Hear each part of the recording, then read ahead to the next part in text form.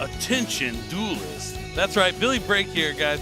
Thanks for bearing with us. Due to some technical difficulties, the stream did go down very quickly, but that doesn't mean YCS Orlando is over just quite yet. We still have to crown a champion. We still have to finish out the top 8, find out who the top 4 duelists will be. So enjoy this duel that is going on right now, and then we'll be back shortly with our next feature match. But thank you for bearing with us during these technical difficulties. But we're here, and we're going to find out who's going to win YCS Orlando. Stay tuned. Keep watching. There's more dueling action to come. Thank you.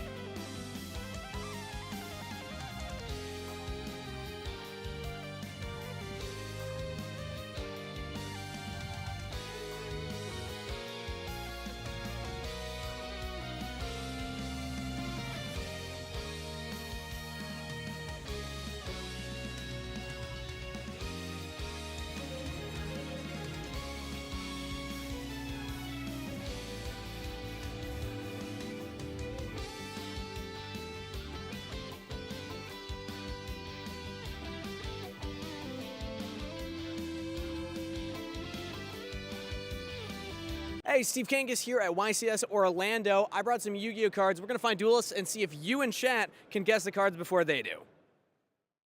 All right, I'm here with Jerry. Jerry, you have 60 seconds to guess the card. Let's see if you can do it before chat does. You ready? All right, 60 seconds, go.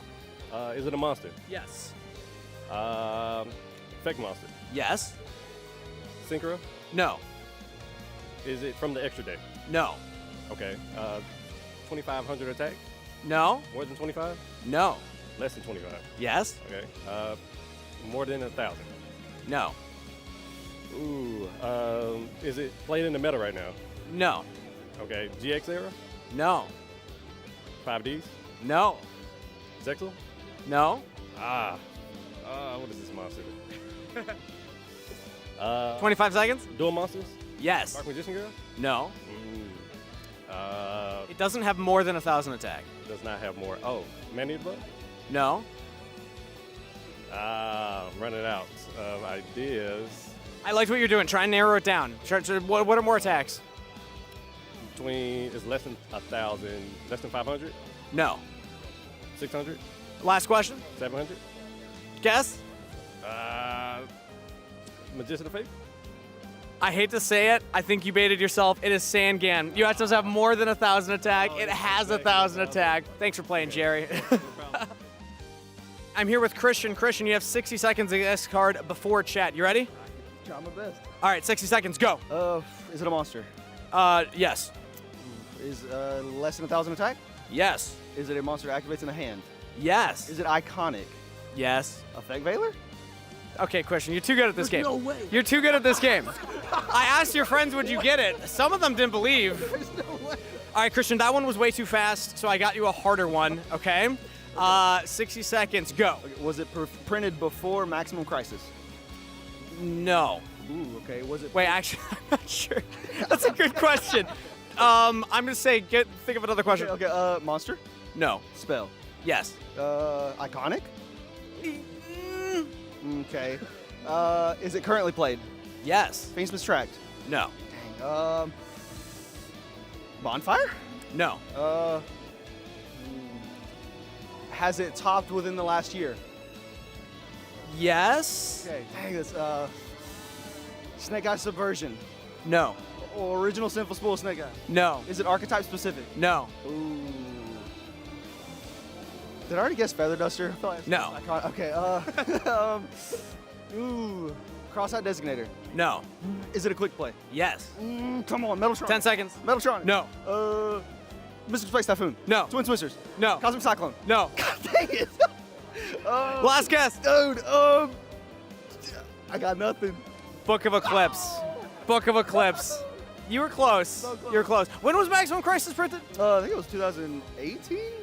Then, yeah, way before. Way before. I was thinking Crossroads of Chaos. Yeah, all right. Well done. Travis, you have 60 seconds. Guess the card. Monster? No. Spell? Yes. Quick play? No. Normal spell? No. Continuous spell? No. Ritual spell? No. Oh my gosh. Field spell? No. Now, I think there's one left.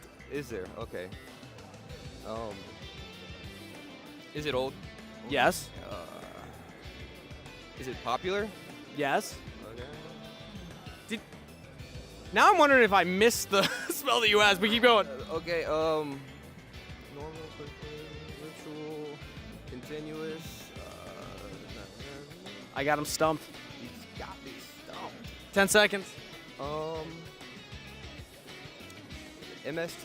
No. No. Quick play? No, it's not normal winner. I'm stumped. What's Axe of Despair?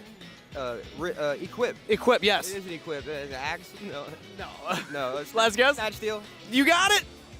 At the very end. At the very end. Bro. All right, I have Nick here. You have 60 seconds to guess the card before chat. Go. Okay, is it a spell card? No. Is it a trap card? No. Is it a monster card? Yes. Is it an extra deck monster card? No. Is it a effect monster card? Yes. Is it from the current set? No. Is it from Time Wizard 2005? No. Is it from Time Wizard 2010? No. Okay. Is it a? Does it have a quick effect? Yes. Okay. Is it a fire type monster? No. Is it a water type? No. Is it earth type? No. Light type? Yes. Light type. Okay. Is it a? Is it? It's a light type monster. Is it a? 15 seconds. Is it a? Is it a bestial card? No. Is it? Is it effect veiler? With 5 seconds left, absolutely, you got Effect Veiler. That came out of nowhere. I don't know. Effect veiler popped in my head. Notably, I'm pretty sure this came out before Quick Effect was printed on cards. But yes, Yeah. it is one. It Okay, is one, yeah, absolutely. you're right. So Wow. well done. And now introducing a very special guest the card with Jeff Leonard. All right, I'm live here on the floor with Jeff Leonard. Jeff, you have 60 seconds to guess the card. Go. Is it Mystic Mine? No. Is it Field Barrier? No. Demise of the Land? No. Is it Cauldron of the Old Man? No, but you're very specific with your guesses. Final Countdown? No. Metaverse? No. All right, we'll switch it up. 'Kay. Exodia the Forbidden One? No. Left arm of the Forbidden One? No. Right arm of the Forbidden One? No. Left leg of the Forbidden One? Yes, it's left leg. How'd you know? How'd you know? That was the last card I knew. Oh. Yeah, you couldn't think of right leg of the forbidden one, right? I probably would have had to quit right there. All right, thank you, Jeff. Thanks,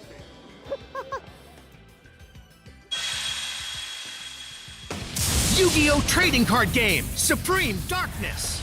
Duelists, heed the words of the Supreme King and tremble. A new hero has arrived on the scene to carry out my will. All monsters shall kneel before the mighty evil hero, Neos Lord. Yu-Gi-Oh! Supreme Darkness, available now. 9 cards per pack, each pack sold separately.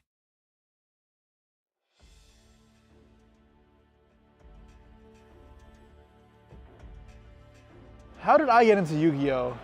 Must have been 20 years ago. In kindergarten, one of my friends just had a drawer full of cards. I remember, of course, the Blue Eyes White Dragon, and we played. Then, yep, rest is history. 20 years later, more and more Yu-Gi-Oh. It's been a long journey. I got into Yu-Gi-Oh! Right when about the time it first came out. The first set I ever opened was Metal Raiders, and the cover card of the set was the Black Skull Dragon, and that's ironically my favorite card that I've ever enjoyed having, and I have a collection of. I got into Yu-Gi-Oh! When I remember I was in 7th grade. My mom got me the first starter decks, Yui Kaiba, and I've been playing ever since then, on and off, for over 25 years now. I got into Yu-Gi-Oh! Back in my school days, and I went to a temple, and friends were playing a card game, and I think they were playing with structure decks, like Yugi Kaiba structure decks. And so I just was curious and got to play it, and it just looked cool. So I got into Yu-Gi-Oh! Ever since kindergarten, having the unsleeved cards and the rubber bands, and gradually over the course of my life, I started playing the games, and then I had a long break, and then I decided to get serious about Yu-Gi-Oh! Last year. So I started playing Master Duel, and then I got into the TCG, and I'm here now. I started playing Yu-Gi-Oh! With my childhood friend when we were both in elementary school, just playing, like, throwing cards at each other on the playground. And then one day I picked up a Yu-Gi-Oh! Card and said, hey, I could be good at this.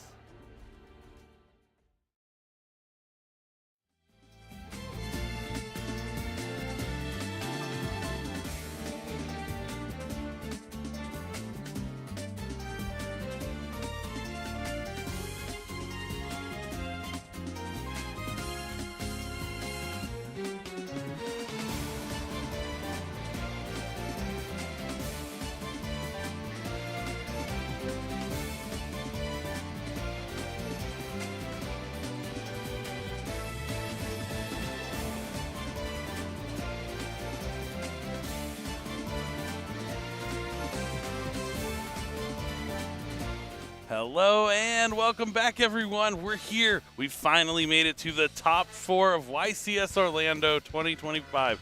Woo, it's been a good weekend. The 4 remaining decks, we have a couple of Raziel decks. We have 1 Malice deck, and then I believe, I'm not sure if the other one is a Mitsurugi Raziel, but I think it might be. Yeah, I believe it is the Mitsurugi Raizeel.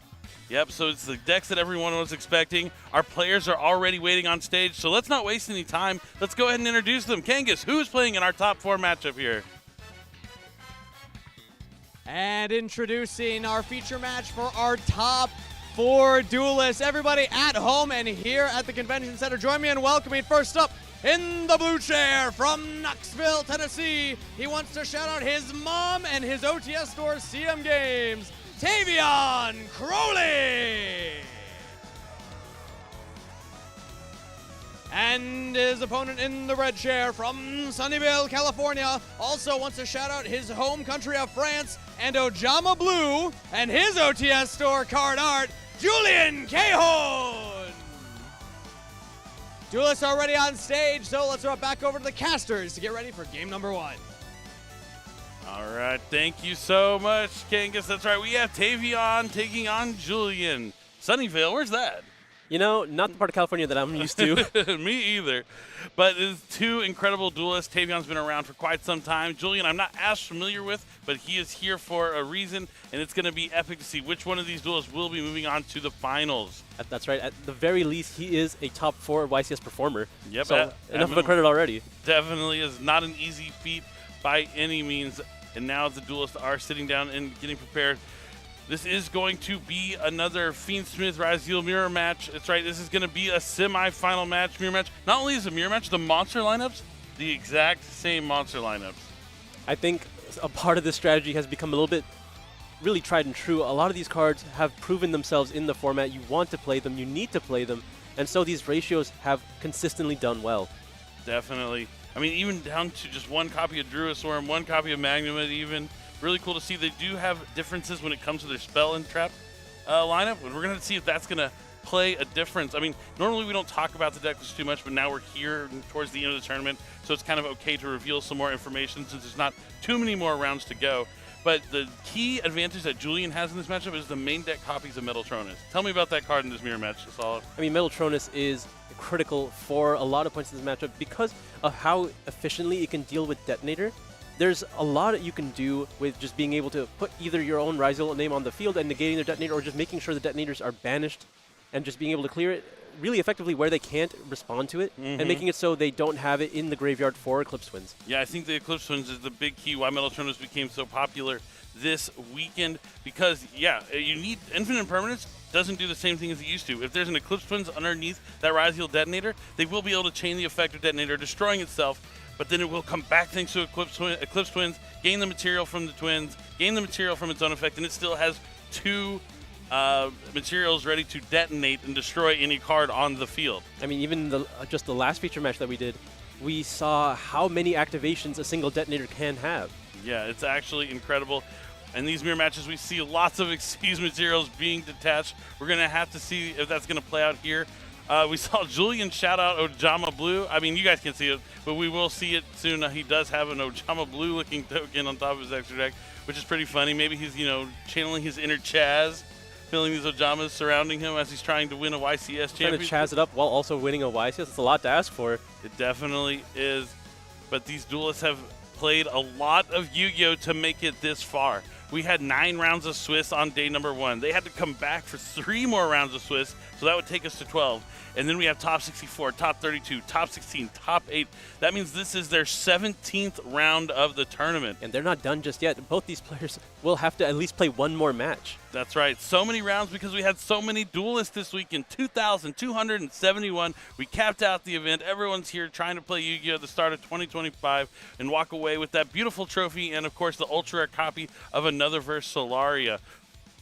And now this is the opportunity. And obviously, you also get the VIP status at the NAWCQ, or, it's pretty much going to be the NAWCQ for all the players that are remaining. And that trip there as well is fantastic. So a lot on the line. The judges are ready. The duelists are shuffled up. They're drawing their hands. And, man, we are just moments away. I can't wait to see these players play.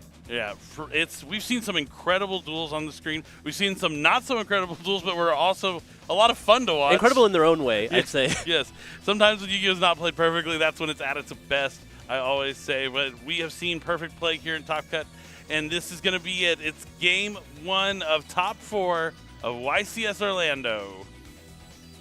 It's time to duel one more time here in top 4. We're going to find out which one of these players will be moving on to the finals. No matter what, Ryzeal Fiendsmith will be in the finals. Which was to be expected. Oh, that's a Snake Eyes. Yeah, Finding its way back into the top tables. Snake Eyes, we just can't get rid of you no matter what. And then the 7 is going to take down the snakes. I do the same thing where I'm like, is that really 1? Let me check the other side to make sure I rolled 1. It could be a 12. Please tell me, but nope. Tavion is going to lose the roll here, so Julian will be starting us off, and it begins with an Yggdrasil, special summoning from the hand. He's going to send a monster from the extra deck to do so. Let's see what he chooses to lead off with. Is it going to be an Eclipse Twin? Is it going to be a Ryzeal monster? He has options, or Aggregator potentially. It's very likely to be a copy of Detonator at this point, because he's forced to go into Sword Ryzeal, and that's the only way he's going to be able to play around Nibiru the Primal Being with Cross after Duo Drive is able to resolve, if it is able to do so, is to have a material under it by already having a Ryzeal name to attach on its summon. Certainly could be the case. He's already off to a blistering fast start in considering his options for this one, but it is going to be the Ryzeal Detonator. Yeah, unfortunately, you did have to start with X in the Ryzeal Fiendsmith strategy. This is very limiting because you're not going to be able to go into the Fiendsmith part of your extra deck. Yep, and X is going to add Sword Ryzeal. Sword's going to be able to special sell, and then likely going to be adding a copy of Ice Ryzeal if he doesn't already have it. But I mean, if he did already have it, he would have normal summoned it. There's the Ice Ryzeal. There you go. Here. I imagine we'll be going into a Duo Drive next. Julian's going to consider his options before going into his extra deck or committing more cards from his hand. I think, yeah, Tavion might have something he wants to do here. Nope. No Foros, yeah. Nothing here. There is the Duo Drive effect on summon to attach the Detonator from the graveyard. This is key because you want to have that extra material underneath the Duo Drive so you'd be able to detach for Cross, but he's going to have 3 materials underneath Duo Drive because it's going to be met with Ash Blossom and Joyous Spring. That's a big Duo Drive if you really think about it. It is. Oh, he does have, is that a Fualos? Yeah, he did save it. Wow, and now he's going to, this is a devastating, a high impact moment. Lets him go into the Duo Drive, knows he's going to stop it. And now he's chaining to the Ice Ryzeal, but it looks like Julian is considering a response. He does have a copy of Ash Blossom and Joyous Spring in his hand, I believe. I think he's just considering what he's going to have to summon from his deck here. Opting to save the Falls just to make sure that it is the Duo Drive that was committed from Julian here, making sure it wasn't just a Detonator and a pass, because this commits way more cards. You generate the value for sure, and potentially not having a Detonator on the field, but you likely will be dealing with it, but then at least have one more draw. Yeah, we're going to have to see how Julian's going to navigate this path here. It looks like he's going to check his extra deck before he decides what he wants to summon from the deck. I don't think he has that many options available. He is restricted into the 4s right now because he summoned X and Sword from hand. Definitely. It's pretty much Dweller or Detonator. There should be plenty of matchup knowledge at this point. Once you're at top 4 of a tournament, it's very likely you know what exactly is in all of your opponent's decks. Maybe some nerves getting here to Julian. Yep, he summons Node Ryzeal here. Taking it out of the deck already. Yeah, I think he's feeling the pressure here. Not being in this stage as often, you can definitely feel the nerves, and he is getting likely a slow play warning.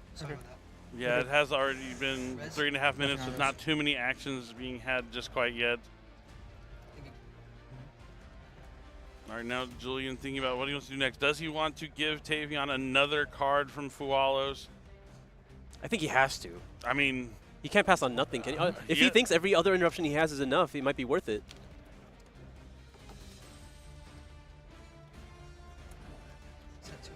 That's 2 face down.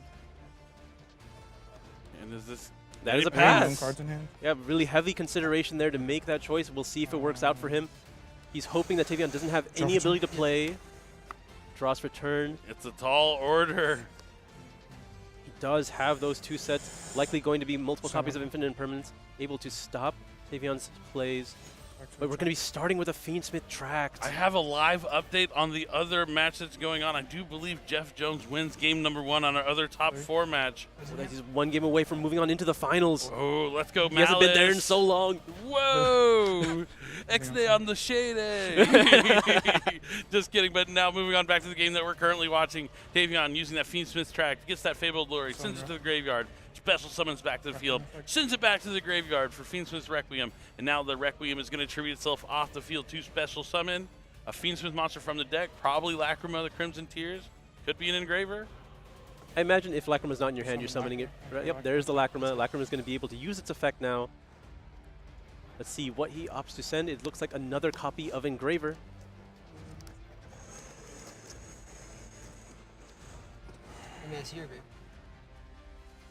All right, Julian, want to taking a peek at the graveyard, see what Tavion's used thus far. Targeting Lacrima.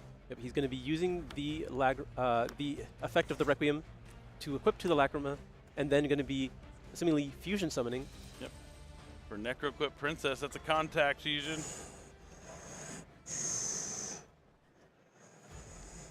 Was that you taking the deep breaths over No, yourself? I think Tavion is Tavion is really thinking about his options here. I'm the same way. I take deep breaths as well. What's he doing? What's he thinking about doing something here in Necroquip Princess? What do we got going on? He's activating the effective Engraver. Going to be able to add. I didn't know if that was the one he sent with the Lacrima, or he just discarded another one from his hand. No, I think he wanted to see if he wanted to use something before Necroquip can draw a card here. I'll check. All right. So he's going to be able to draw. Nice bonus effect here for Necroquip Princess, not only giving you a level 6 monster on the field that you can utilize for a rank 6 Succeed summon, but you get a bonus draw, which is always nice. I mean, that draw that Julian was trying to deny him earlier. Looks like will we see any Ryzeal monsters coming down? All right, puts the Fabled Lure back. Fiendsmith Engraver summoning itself from the graveyard. We haven't seen any responses here from Julian quite just yet. There has not been a good spot to activate Infinite Permanence, which we can assume is the most likely interruption that Julian has here. Now he will have 2 level 6 monsters to potentially tackle the board, but I don't think he's as worried about something like Nibiru the Primal Being as more so the 2 sets that are immediately on the field, and we already have a Bestial Magnamut targeting down the Engraver. All right, it is a form of interaction. It looks like Tavion is considering a chain. Does he have a Bestial of his own? Would that even be worth it? That's Maybe. probably, these are the questions Tavion's probably considering right now. I mean, if you're going to have to use it anyway and you still want to make that Wave King High Caesar, it would be worthwhile just to not let the Magnamut do its thing, limit access to Druid Swarm, but it looks like Magnamut will be connecting here. Activating the effect on the field, he will be able to add a dragon monster from his graveyard or deck to his hand at the end of the turn. All right, looks like we're going to finally be committing our normal summon here. Will it be Ice Ryzeal? It will. Oh. I think at this point we're going to start launching those infinite impermanences. There's usually only 1 copy of Sword Ryzeal. X Ryzeal will not be able to grab any more cards because Necroquip is on the field, so a little bit limiting here. Now you're going to be able to link away. Was on the field, is no longer on the field. I think actually that might be a Synchro summon. Yeah, Yep. it is. Chaos Angel, Light and Dark. Going after the other set. It's going to be immediately used on the Chaos Angel, but I think the Chaos Angel did its job here if Tavion is able to extend further. All right, now Tavion's going to want to avoid those 2 Imperm columns, but he has forced out both of the interruptions. I know that the last card in Julian's hand is a Mulcharmy, so anything else that Tavion wants to do for the rest of the turn, he will go uninterrupted.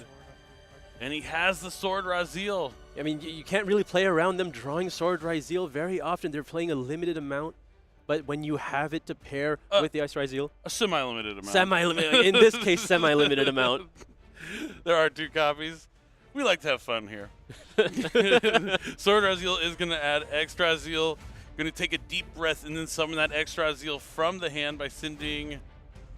At this point, probably just an aggregator. Oh no, it's going to be the Eclipse Winds just to set up the detonator later. Can't add anything with the Extra Zeal thanks to Chaos Angel being on the field. Now we're going to be overlaying for Duo Drive. Duo Drive is able to activate on summon to attach an Ice Ryzeal from the graveyard. And we know that there's not going to be any interruptions here, so Duo Drive will be able to resolve, detach 2 materials, and add any 2 Ryzeal cards from Tavion's deck to his hand. He's Duo driving straight through Julian this game, and adds Ryzeal Cross, adds Node Ryzeal. That'll let him extend even further, be able to lock in with that detonator. but he won't be able to end the game this turn. There's too many bodies on the opponent's side of the field. He just has to clean up and hope that you can limit his follow-up. We know that he will be having a monster from the Magnamut, but there are no Ryzeal monsters that we can see immediately.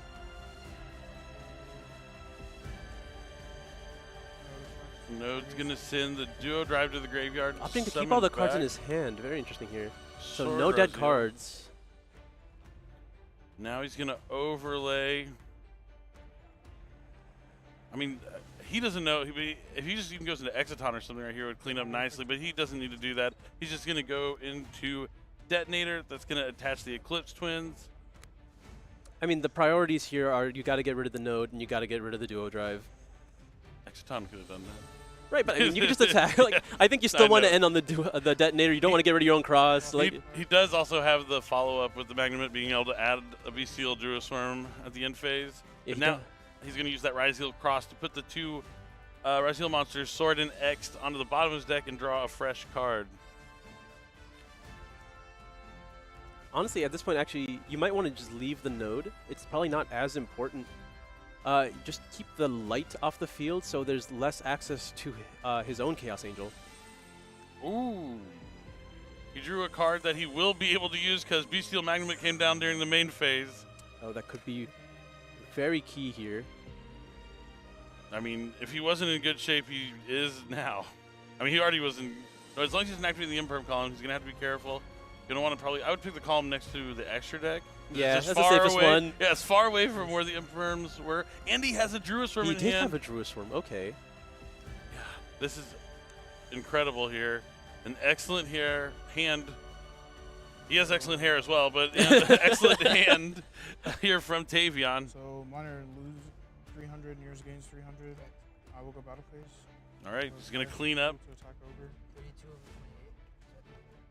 All right, so he's going to get rid of the duo drive first, so all the attacks go back to where they originally belong. I think the Druisworm is going to crash with the Magnamut here, so that. Yep, you're right. And that clears the whole field. No Exciton needed. Gets to keep his cross on the field. It has to send the node. It's the only special summon monster. Detonator's going to attack over Ice. Hey, upside, Julian can activate his Mulcharmy now. Yep, yeah, he certainly can. Might want to do it right now. It would just get met by the cross immediately, but you got to look at the glass half full. Would he even use it? Like, what's the point? He's not going to summon anymore. What zones are Imperm activated then? The middle and the one closest to the deck. Did Julian answer? Okay, that would be crazy if he just like ignores him. Yeah, he just goes ahead and uses the triple tactics talent to take the last card out of his hand, just in case it was an ice Yeah, you might as well. Put him on exactly one draw. No variables here. One draw facing a cross and a detonator. Tavion is going to There take is no this game card. win. There is no card you can draw here. Yeah, Julian, you're allowed to concede, my friend. I will attempt to go hand phase. That's cool, dude. No, he does get the Druisworm. Oh, going to be using it now. Might as well just force out the material off the detonator from the cross. Yeah. No response. Resolution. Want to get across. The Druisworm. Yes, it will. It doesn't remember if it was activated on. The impermanence was activated on its activation. We'll see if that comes up. I don't think it will. All right, we're going into game number 2. He draws we drew back the 4. Oh, brutal there from Julian. He was able to win the die roll and go first, but Tavion, that Fualos was incredible. The timely Ash Blossom was so important, and now Tavion, one game away from moving on to the finals. He is a veteran. I've seen him around for so long now. I know he's hungry for that YCS win. Yeah, really skilled use of his interruptions there, knowing what he wants his opponents to do, leading him down the path that he wants him to take. Certainly awesome match there, and now you see how focused, stoic, locked in both these players are as they dive into their side decks. Julian's going to have to really get over his nerves here, being in the feature match stage, making it into the top 4 of a tournament like a YCS. It takes something from you. You're definitely going to make some mistakes here and there, but you have to just lock in. Yep, that's the way it goes. You're down 1 game, but there's still games 2 and 3. Easily can take it all back. Perhaps not easily. Yeah, it's going to be tough either way. This is about as close to a mirror match as it gets. Only a few cards difference between the two. Like, basically, yeah, I mean, I guess the spell lineups are pretty significantly different. I mean, one of the big differences is that Tavion uses triple tactic talents, and that card... Generically useful, but the Metal Tronus from Julian's side, those are going to be particularly useful in this matchup. He will be going first again. He's definitely going to hope he doesn't have to run into Mulcharmy Fuwalos. Fuwalos, incredibly impactful in the Ryzeal Fiendsmith mirror match. Well, just against Ryzeal Fiendsmith in general, because of how important the Fiendsmith engine is. You have to lead with Ice Ryzeal, which plays into Fuwalos so heavily.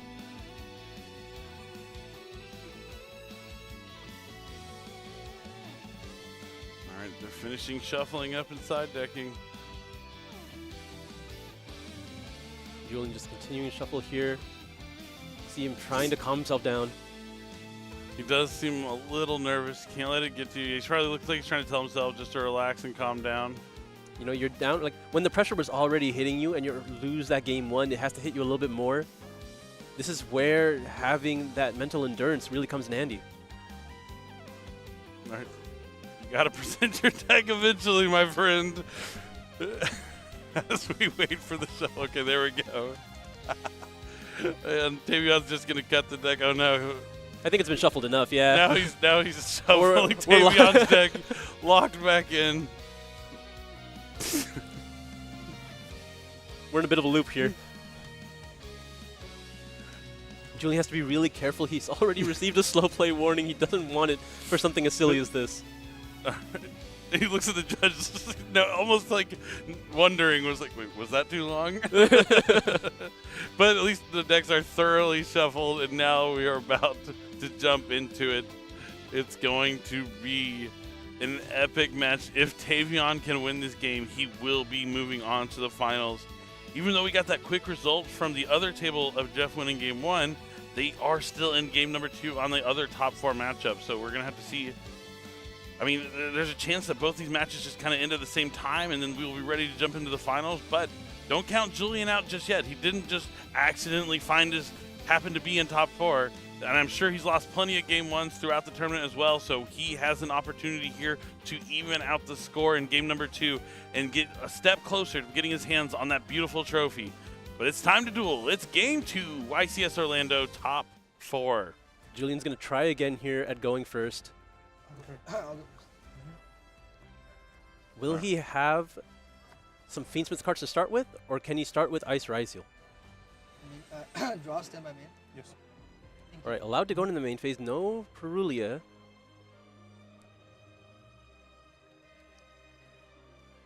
Considering his options, and we're going to be starting with X again. You heard him say, I'm playing pure, right? Yeah. So if you start with X Ryzeal, you are cutting off your access to the Fiendsmith portion of your deck. I mean, we've seen him do this play before. It's because he has to put that Ojama Blue on the bottom of his extra deck. His friend's not there to cheer him on. You didn't believe in him. You were ashamed of him. No, I think the judges might be telling him. But I don't know for sure. But the X is going to add Sword. Sword's going to special summon from the hand. Add Ice. All right, then we're going to... This is looking very similar to game number 1. If there's an Ash Blossom for this duo drive, it's going to be Deja Vu. Duo Drive hits the field, going to be able to use its effect, attach that detonator. I'm gonna say it if he has Ash Blossom. Effective switch. Okay, infinite permanence. Slightly different timeline. I was ready about to go Deja Vu. Cross out Designator! In the Imperm World. Oh, and he has an Effect Veiler! Oh! Another layer of interruption here from Tavion. I mean, the main focus when you're playing against Ryzeal is you don't want to let the duo drive resolve, and Tavion doing everything he can to make sure it doesn't. No Mulcharmy this time. Okay, so the normal summon of Ice. Activate the effect to summon from the deck. Much better here than it was in game number 1. This is exactly what Ryzeal was really thriving on in previous tournaments, mainly being able to force out every interruption on the duo drive because of how important it was. In pure Ryzeal, you still are able to make the duo drive. And he's or not the drawer, the detonator through that, and then Tavion only has 3 cards in his hand, drawing into 4 to deal with it. And I think I saw, no, I don't know what I saw. And now he's going to overlay for Eclipse Twins. Eclipse Twin does let you use a rank 4 as a level 4 monster. The node's going to send the Eclipse Twins to summon back Sword Ryzeal. No response. This sets up the Eclipse Twins in the graveyard. Think on triggers. He could bring back the Duo Drive attached with Eclipse Twins. I don't know why he'd want to do that, particularly right now. Maybe he has Cross in his hand? That could be, but in that case, he should have activated before summoning the Duo Drive. True. And then he's likely going to summon the detonator right now, right? Facts. All right, now he's going to overlay these 2 level 4 monsters for a rank 4. Is it just going to be a detonator? I would hope so. It's more than he had last game, but the 2 Imprints kind of arguably more than detonator. Mm-hmm. He didn't want to give his opponent any more draws either. We're going to summon the detonator in defense mode to respect Druid's Worm. Going to be able to activate the detonator's effect. Well, doesn't target, but likely going after the Eclipse Twins in the graveyard. This seems to bait. Yep, there is the Druid's Worm. Good thing he summoned that detonator in defense mode. Druid's Worm is a great counter to detonator. He's going to get rid of that Eclipse Twin, so it's going to be one less thing he has to worry about. So Tavion with 3 cards he could use from his hands on his first turn. He's going to be attaching that other detonator to resolve the effect of detonator here. 3 materials, 3 chances to destroy cards, 1 card to the spell and trap zone. All right, detonator against the world. Let's see what happens here for Tavion. Drawing into 3 cards now with the Druid's Worm already on the field, ready to answer the detonator. Tavion keeps his hand concealed pretty well, so I can't see what he drew exactly. All right, Normal summon effect Veiler. Synchro for Black Rose Dragon. I mean, Moonlit. It looks like we're going to be link summoning into potentially Moon of the Closed Heaven, or maybe even SP Little Knight. Moon of the Closed Heaven. And it's pointing to the detonator. One day we'll see that. I mean, this is just going to chain to destroy the moon. It's a, a 2 for 1 trade. It's fairly reasonable. I think all things considered, Julian is okay with this transaction. Now, does he have the X? An X would really seal the deal here. There it is. Extra Zeal. He's going to send a card from his extra deck to special summon Extra Zeal from his hand. Will this prompt Julian to use his spell and trap zone? Is it an infinite permanence? I mean, at this point, I think all Tavion really wants to do is, send Eclipse Twins, grab Sword, use Sword to grab Ice for next turn, and then just summon Detonator. Detonator pass. I mean, you want to force out the infinite permanence some way, somehow, but you don't really want to commit too much here.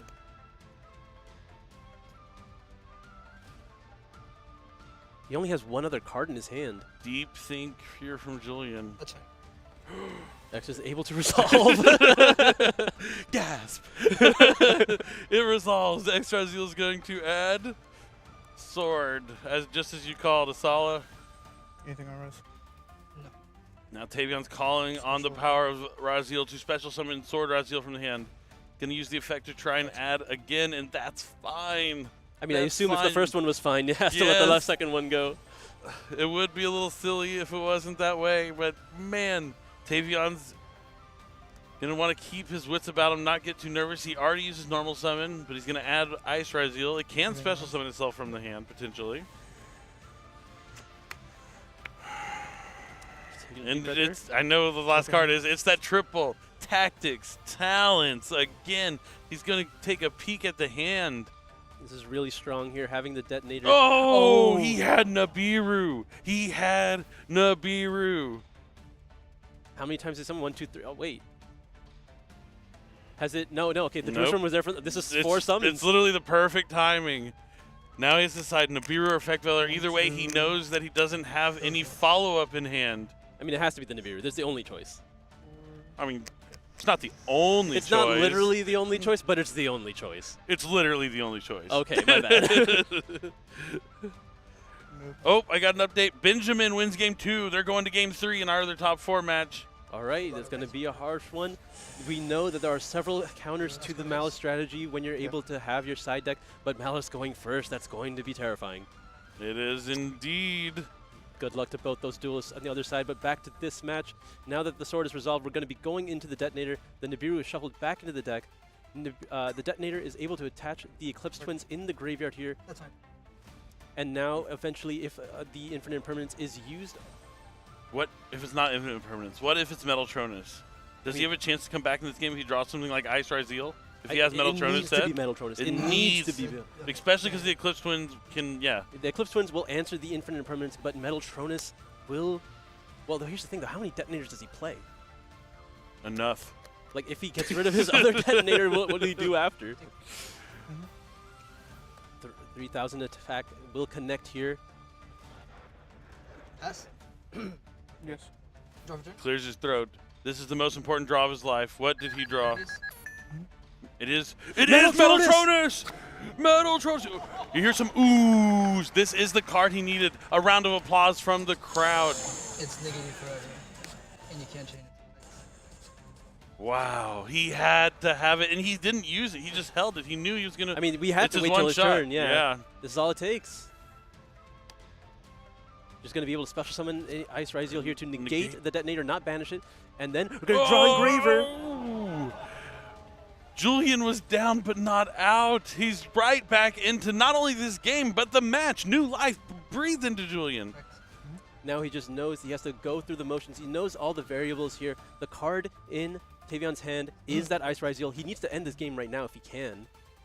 Requiem's coming down, tributing it off the field. Special summoning a Fiend Smith from the deck. It's Lacrima, the Crimson Tears, out of Rage of the Abyss. He's going to be able to send a Fiend Smith card from his deck to the graveyard. It's going to be another copy of Fiend Smith's Engraver. And now he can overlay both those into Duo Drive if he plays another copy. I doubt it, but... He also has Chaos Angel options. He's actually in decent shape, but he wants to win this turn if he can. Effects. Shuffle back there. Does he play Agman Day too? He has all sorts of different ways that he can probably find a way.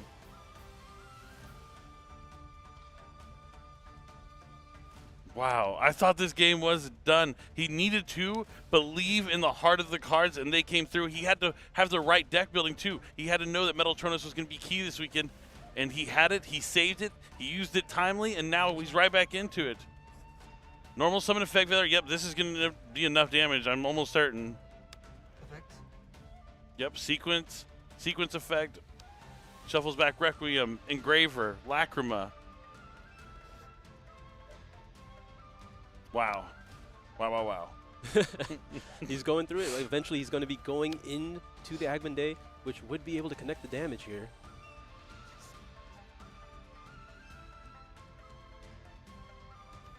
There it is, Battlefield, and we're locking in. There's nothing left for Tavion to do. Tavion knows it's enough damage, and he's going to concede from the brink, the edge of defeat, back into it, pushing things to a game 3. He was down, but not out. Julian, the nerves were hitting, but he finally was able to take that game, moving on into game number 3. But looking at the way he looks now, he's moving a lot faster. I think getting that win when he thought he was out of it might have been enough to shake off the nerves. You know, utilize that energy. You can turn your nerves into excitement, power.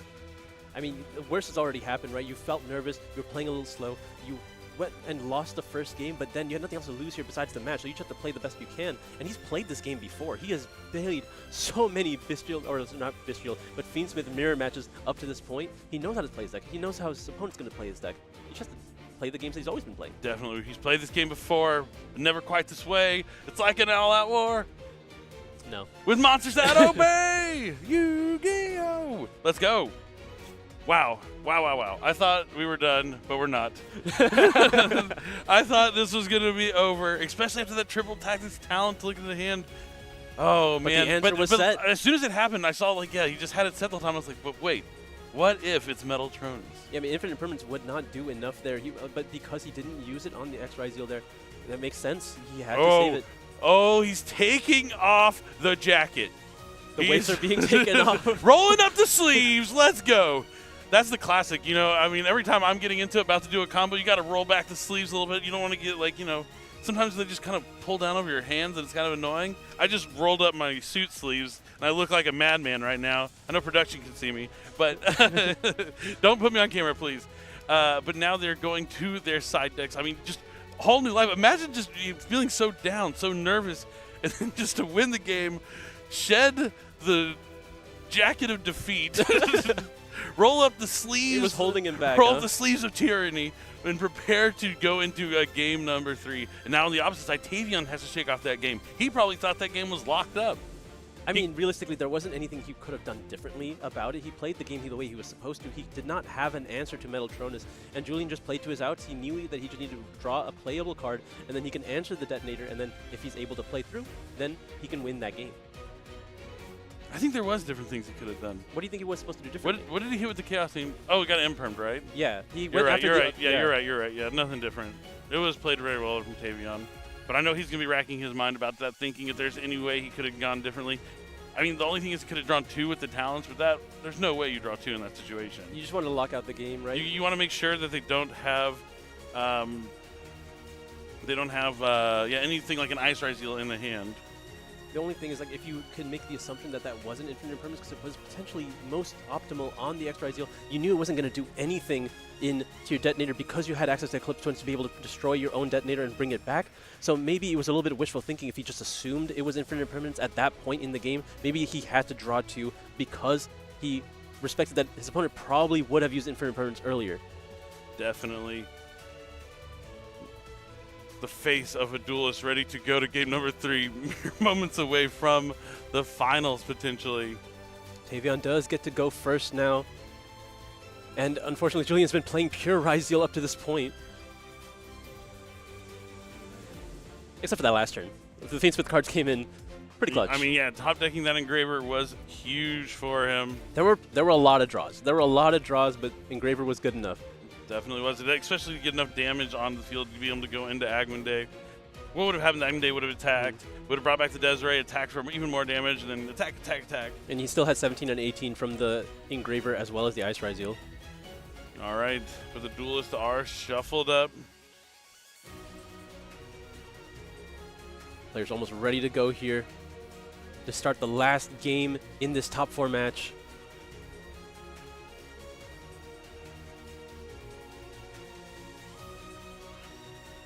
We'll wait.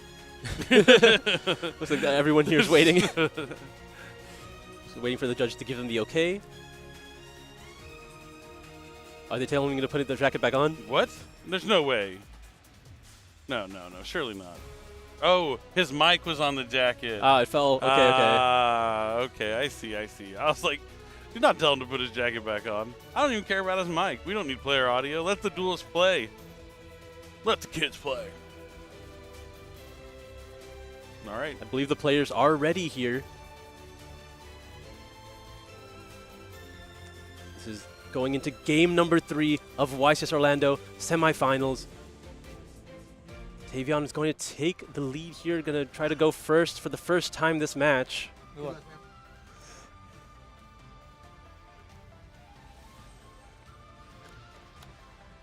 This is the first time we're going to see him going first. Yes, sir. Let's see how he wants to start us off. Going to be leading with that Fiendsmith Engraver. Looks like Julian's considering doing something. You almost never interact with the Engraver immediately, right? If you do have a copy of Ash Blossom, you're going to save it for the tract. True. Yes, I'm aware I could be heard from the stage, but that was because I was yelling about his jacket, not about the cards in his hand, so I think we're okay here.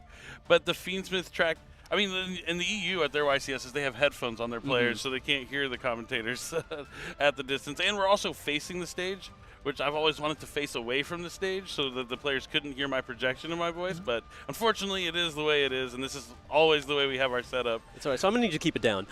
Yeah, sorry, stream, if I have to lose my energy so I can keep it down. But the Lurie's going to come out. It's going to send to the graveyard to summon Requiem. Requiem's going to tribute off the field. How many times have you seen this play before? A few times. We're going to summon the Lacrima here. Lacrima's going to be able to activate its effect. Going to send... Looks like we're thinking about... Yep, that's going to be the Fiendsmith in Paradise. Fiendsmith in Paradise. La, la, la. I was hoping you'd do the Lawless, but I knew you wouldn't, so Yeah, I came in. I got you. You know better by now. I got you covered, Asala. Don't worry. You guys don't see how I'm looking at him? All right, now... Well, you weren't even looking at me. I was like, that should process that. I'll never look at you again. Oh, it hurts. It hurts. Okay, so now he's going to fusion summon here for Necroquit Princess. Looks like we're going to be overlaying the 2 level 6 monsters. There's going to be the DD Wave King High Caesar.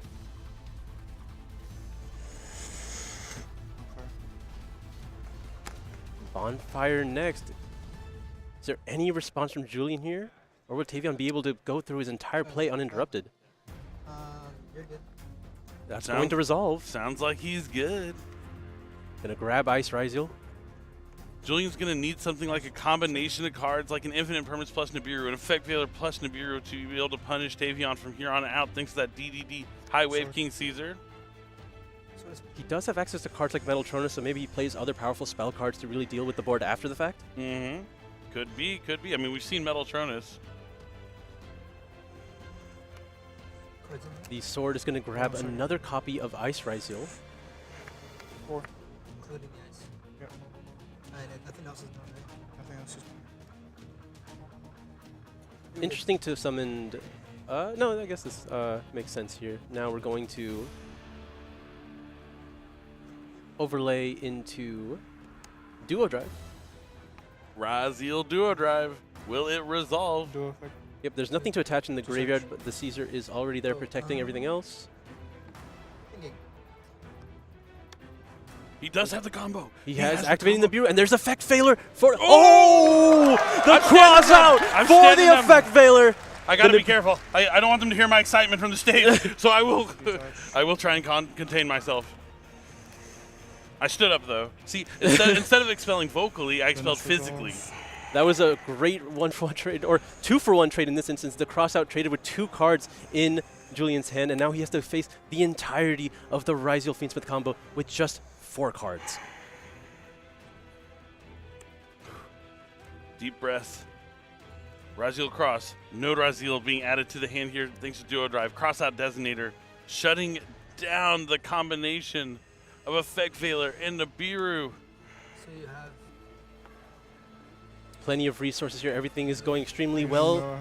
It is Tavion's game to lose. He just wants to play tight from this position. Make sure to not give Julian any openings.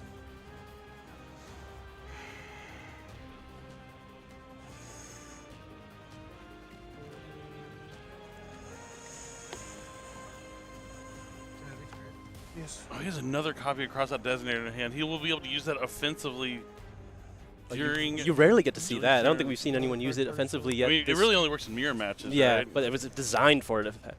Almost, yeah, it feels that way. Node's going to send the Duo Drive. X is going to come out from the hand, sending Eclipse Twins. Julian only has 3 cards in hand.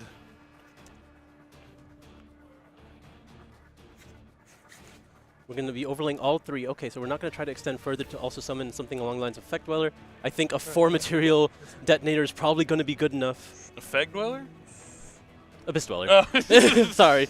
I know, just joking. It's been a long day, Billy. It's been a long weekend. I mean, you said you were going to look at me, so. Oh, man. But I don't blame you. It's been a long weekend. It's a long day. Detonator is coming down here with a bunch of materials, attaching the Eclipse Twins underneath. The Caesar's added protection 2. On top of that, a set card to the spell and trap zone. Crosses on the field. That would be able to negate a monster effect. Oh. I sure hope he has evenly matched.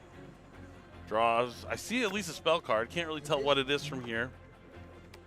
Ultimate Slayer! Slayer! That is the answer! That is the answer! What an answer! This is what he needed. Ultimate Slayer has been amazing this weekend. He's going to be able to return the detonator and use the aggregator to negate. We were talking about powerful spell cards to have in this matchup. That was the perfect answer. You're going to be able to get rid of the detonator. Eclipse Twins. Oh man, that is just crazy. There are not enough Xyz monsters in the graveyard to use Eclipse Twins to put back the Duo Drive to turn back on the Ryzeal Cross, so this has effectively gotten rid of every interruption that he can see. This is just crazy.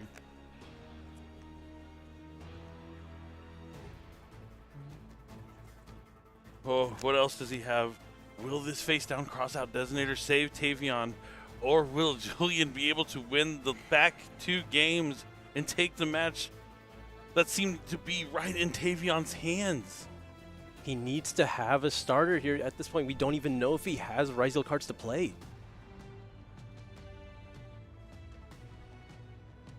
Julian isn't slamming it down, so it's not super likely that he has a powerful start here. Oh, I think the other match might have ended. I don't have an update yet. I don't know who won. Lots of claps are going on. Oh! Seems like Jeff Jones was defeated in the other top 4 match. But Benjamin will be waiting in the finals, and I believe he is on Mitsurugi Ryzeal, but Malice is done for the weekend. The answer who will win between Ryzeal and Malice has been answered. Ryzeal will be coming on top. It's just which kind of variant will it be? First, we have to see who wins this game. I mean, no matter what, it's going to be the same variant. They're playing the exact same monster lineup. I mean, he normal summoned Sword, and do we have a response to that? I think Sword specifically you might not have a response for. Because I don't know how many copies are still in his deck. True.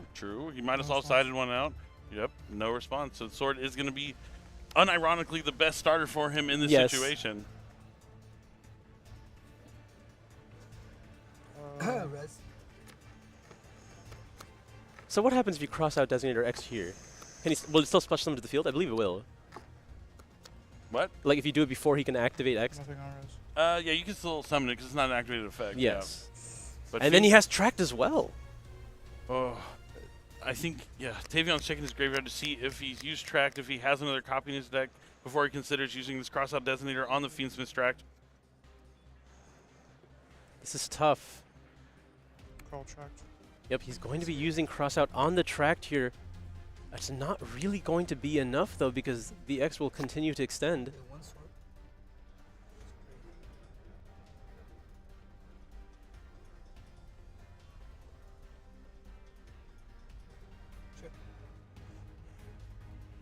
Julian really considered responding to the crossout Designator. I wonder if he had a response to it. The last card is ice. Is there a world he'd have crossout for crossout in this situation? Potentially. Sure. And you wouldn't use it? Like Potentially. Potentially. Yeah. Yeah, there actually is, I think, a world where that is the case. There is still a mystery card in Tavion's hand.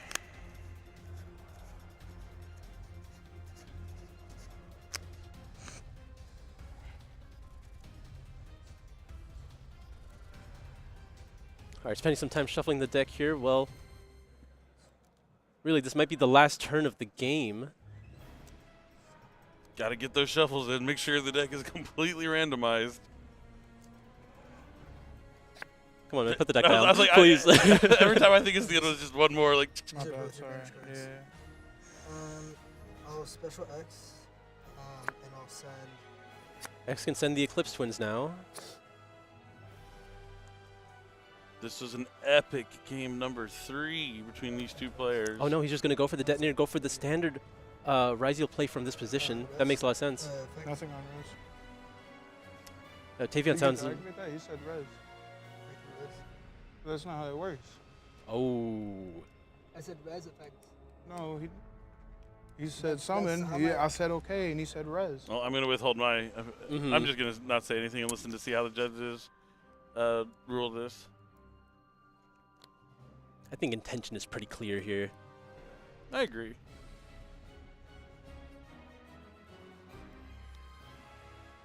I think you kind of just focusing too much on the words.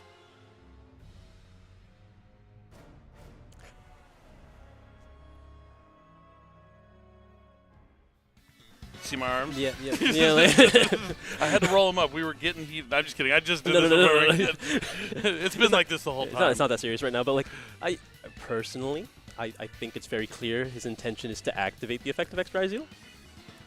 Personally, I'm just going to withhold my opinion. Okay. We're just going to wait and see what the judges say. They are talking about it right now. It's been an epic match. Clear communication is important. I've been in similar situations before. Have you? No. No? But we can still hear the judges. Yeah, we're like watching them talk to the judges here real quick. Hopefully get a quick resolution to the situation.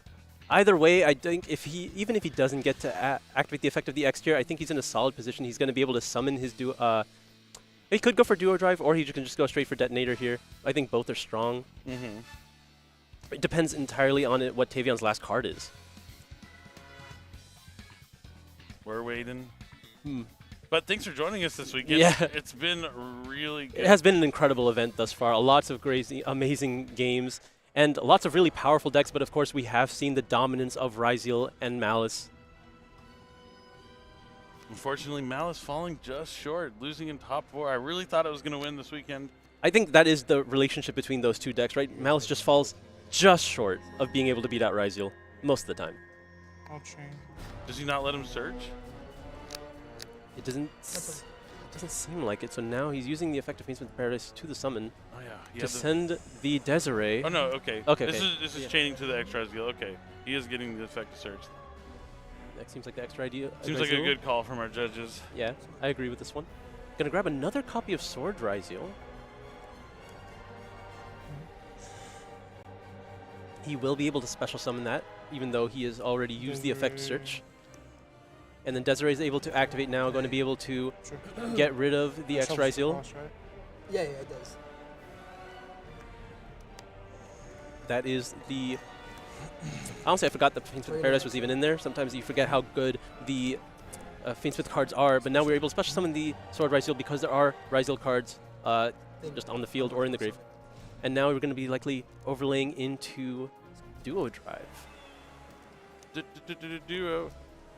There was a minor warning issued to Tavion for rule sharking. The ruling was if Julian passed the point where he could use X effect to search on summon. So since, he was kind of being a little eager there to make sure, trying to cut him off from searching, they decided to give him a warning, like, don't do that again. It was slightly much. He was just trying to use it strictly for advantage. It wasn't like he was intending ever to not use the effect. Indeed. We're going to be using the Duo Drive to attach the extra Ryzeal from the graveyard here. And now, if its effect is able to resolve, it's resolving. Thinking on what I want to attach. Yeah, it's probably putting the ones you want to put back in your deck. You're going to grab a copy of Cross and Node, almost surely. Okay. Yep. Those are the only cards he really needs to play at this point. I don't know how powerful the last card in his hand is, but he's likely going to throw it away for the Node.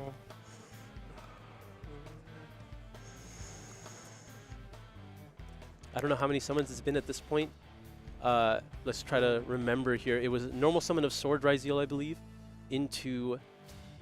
Yeah, so there hasn't been enough to threaten Abure the Human Being yet, so when Cross comes down, you probably want to keep the Duo Drive alive. All right, Tavion's going to shuffle back the Lacrima to special summon Fiendsmith Requiem to the field. Now he's going to tribute off the field to special summon back the Lacrima and be able to send a Fiendsmith card from the deck to the graveyard. Just to get access to that engraver again. Set himself up for next turn. There's the Cross. And now we're going to be special summoning the Node. Oh, we're going to be drawing a card first, likely because he wants to keep that other card in his hand. It seemed pretty good. We see why Tavion used his interactions there before the Cross was able to touch down onto the field. Yeah, not trying to eliminate free resources, but I think that's a little telling, right? Because if maybe you want him to use the Cross on something like that, that is more telling that you have a good card in your hand that you want to be able to use. And now, because you shotgunned all those effects, you can kind of assume that there is nothing in the hand. I think that's a reasonable assumption. It could be a bluff. It could be a bluff. True. You want me to do it now? Okay. Giving his deck a good tap. Tappity tap tap. Sometimes the cards do float up. Okay, sorry. Or just give the deck a cut before the cards go back to the bottom of the deck for the effect of Ryzeal Cross, and then a card will be drawn. Now you're able to special summon that Node Ryzeal that was added earlier off the effect of Duo Drive.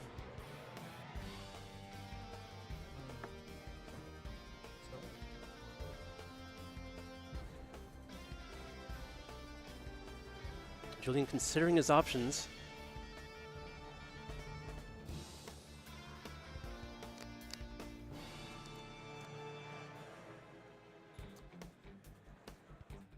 Really doesn't want to take too long here because he already has received a slow play warning. Yeah, I mean, we started with 55 minutes on the clock. We're down to 10 minutes. It's been a long match. There is the Node Ryzeal. Let's see what he will be sending for its effect. Likely going to be one of those cards in the hand to preserve the Ryzeal Cross ability on the field. Is he going to do it randomly? Is he just going to discard one of those cards? Effects.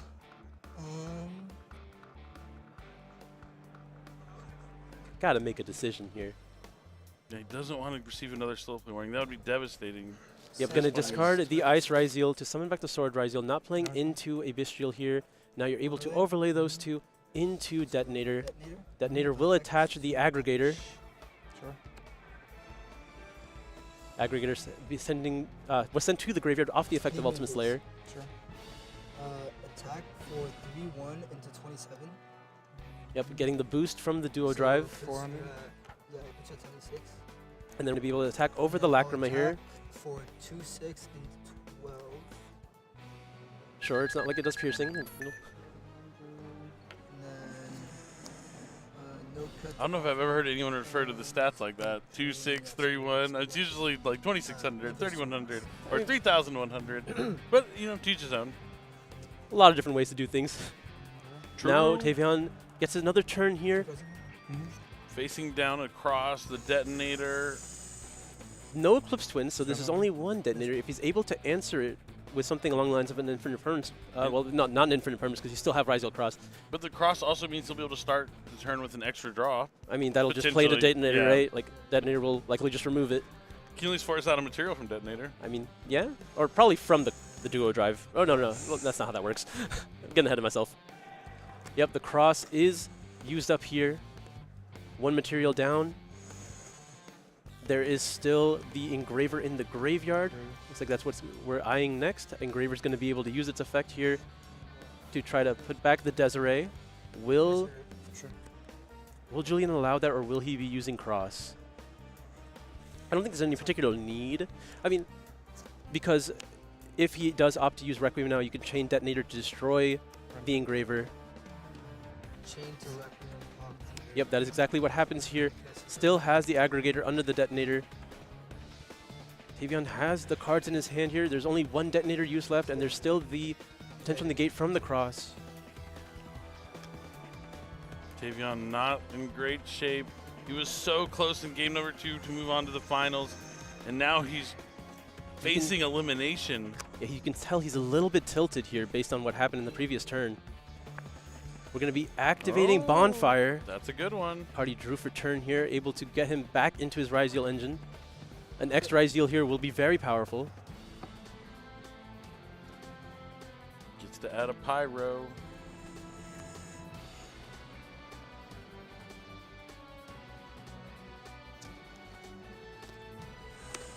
Has Goes to be for X. X. Yep. Does he still have Aggregator in his deck? I believe he does. Looks like Julian's checking the graveyard for just that. Extra Ryzeal is going to touch down here, sending the Aggregator. It's going to be Chainlink 1 next. Chainlink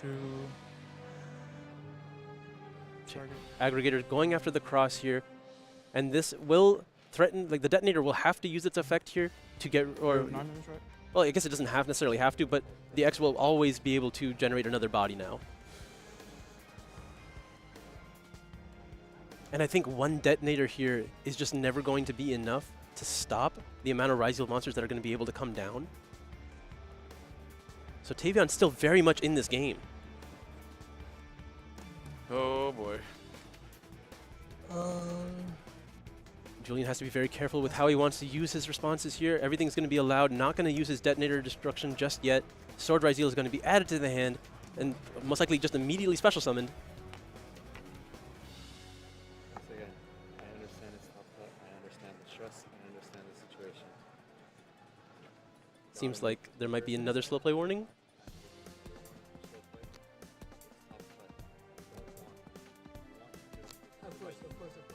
Okay, it seems like a slow play warning is being given to Julian here. Yeah. He's letting him know that the next penalty will be upgraded. Please don't do it. 3 more minutes will be added to the clock.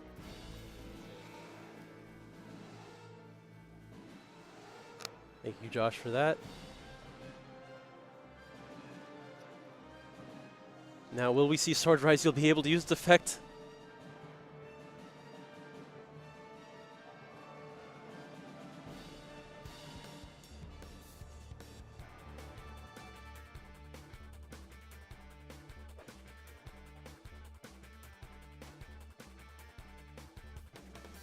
Looks like they might just be... They might just be writing down the penalty, I think, at this point. Both players are pausing the game here, not continuing. But as we can see, what do you think is going to happen next? The Sword Ryziel is going to come down. When do you think is the most optimal time to use the last use your detonator? And we have seen the card that's in Julian's hand here. I haven't seen it. Oh, well, I won't spoil it then. This is the card he chose to save and not get back from the cross, because he cross-drew first, so he didn't have to discard this card. Okay, yeah, I'm not certain what it is. We're going to find out, though, as Sword Ryziel touches down onto the field.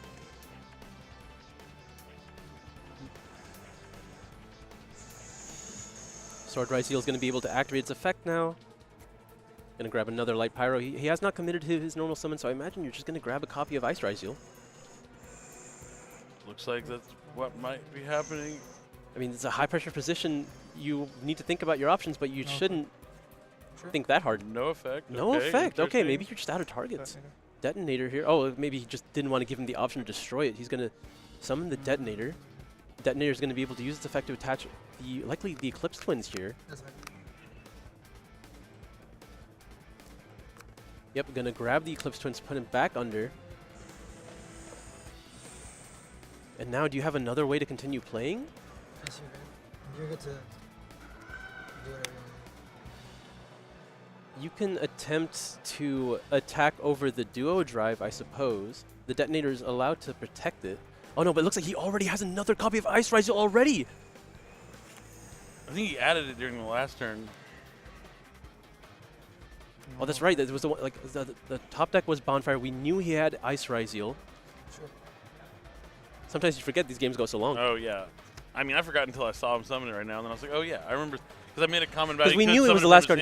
We knew there was one card left in his hand. Yeah, exactly. There was no interruptions going into this turn, but now we're able to overlay both of those into what exactly? Castell? Oh, okay. Another Detonator. He does not control cross. He is allowed to make two of them.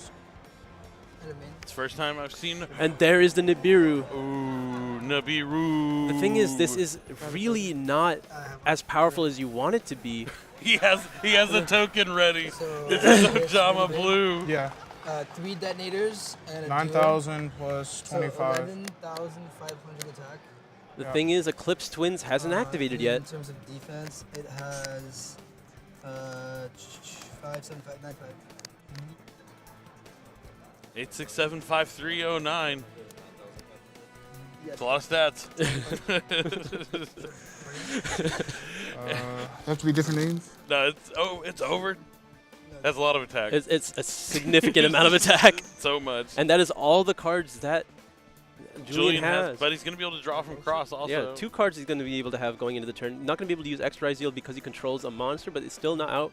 Detonator's back on the field. Already used its effect to attach this turn. That part is once per turn. There had to be something that once per turn on that card. Oh, yeah.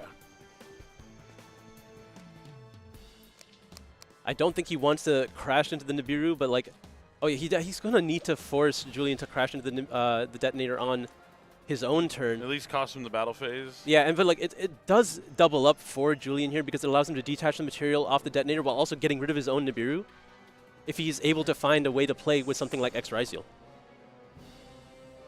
Have I used Engraver already this turn? He did. He has used Effective Engraver this turn. Okay. Question.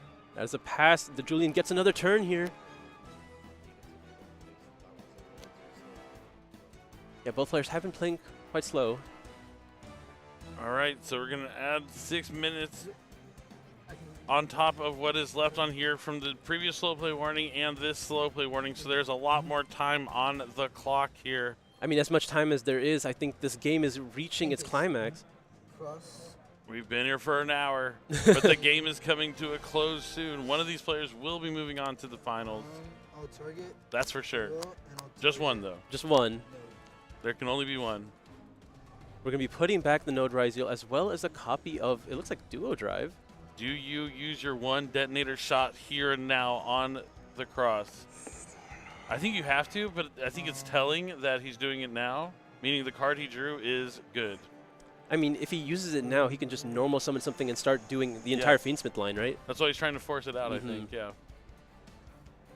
He's pretended like he's been playing pure Ryziel this whole time, but there are definitely some other secrets in that extra deck. It's actually 9 minutes in total. We haven't added any of the extra time yet, and there's been 3 slow play warnings this match. So 9 more minutes will be added to the clock once it hits 0. We will be normal summoning that Tron card. Swallows. We're going to be going into Moon. Moon will then be able to link away into Fiendsmith Requiem. Effects. Requiem will be able to use its effect now. Detonator has not used its effect at any point. He's really trying to find the ideal moment here. Effects. Might be a difficult way to find it.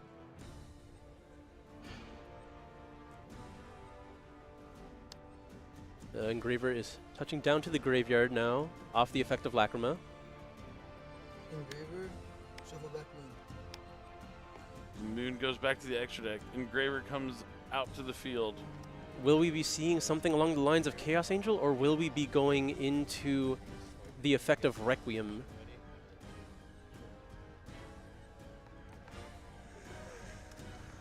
I'm sorry, what?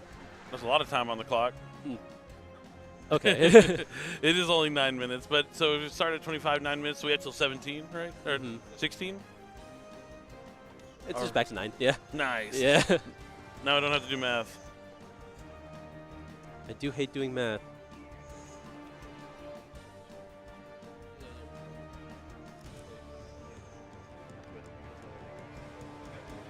You got the go-ahead. Yeah, they're So Engraver effects, shuffle back Moon. All right. Yep. Now the Fiendsmith cards are coming out.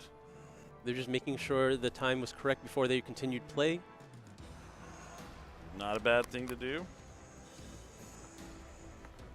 Looks like we are going to be using the Engraver now on the Lacrima, cut off Chaos Angel access. But this is pretty big here. You're able to use the Requiem to out one of these bodies. Target Engraver. So now you can use the Engraver effect to send the Requiem. Send the token. Get rid of the token because the token is massive. Yeah, you can't let that Nibiru token be able to attack over you on the next game. We're going to crash, I think, is the last card X-Ryziel? It has to be, right? X-Ryziel! What a draw. We hear some cheers from the crowd. As X-Ryziel comes down, this match has just been back and forth. I mean, there are still Fiendsmith cards in Tavion's grave. We're going to be in main phase 2 now. He just needs to set up. I don't know.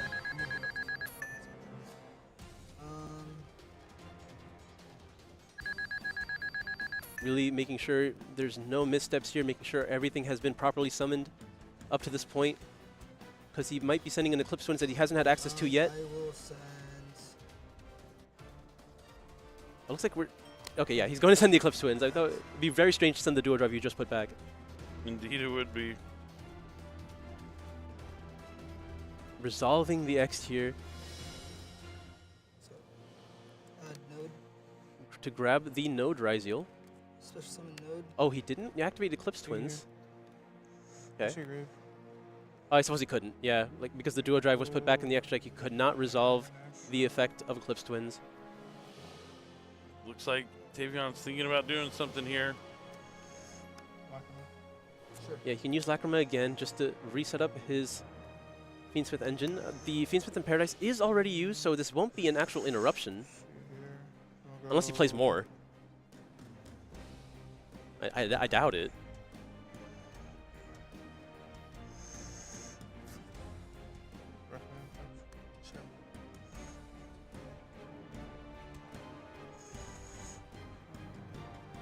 Not entirely sure what he's trying to accomplish with this. Just putting an Engraver on the field here. Okay, just doing it before a Nexus monster hits the field to play around the Ryziel Cross. Detonator's going to attach another material.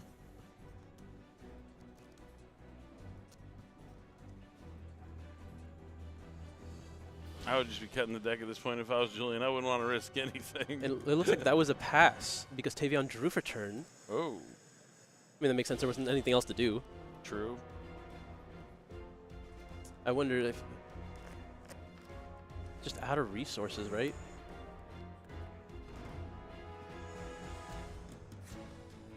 Oh, it looks like we're going to be linking away. It's going to be a moon. A sequence. Sequence. That's a strong one.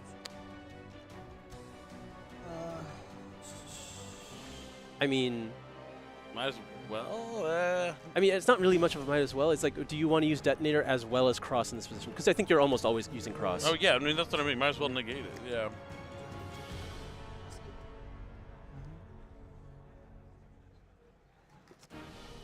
I guess there's merit for both, just to get the link rating off the field, but or just make it to where you can't go into Requiem afterwards. It is just one card in hand, right? He drew to one. Okay. Right.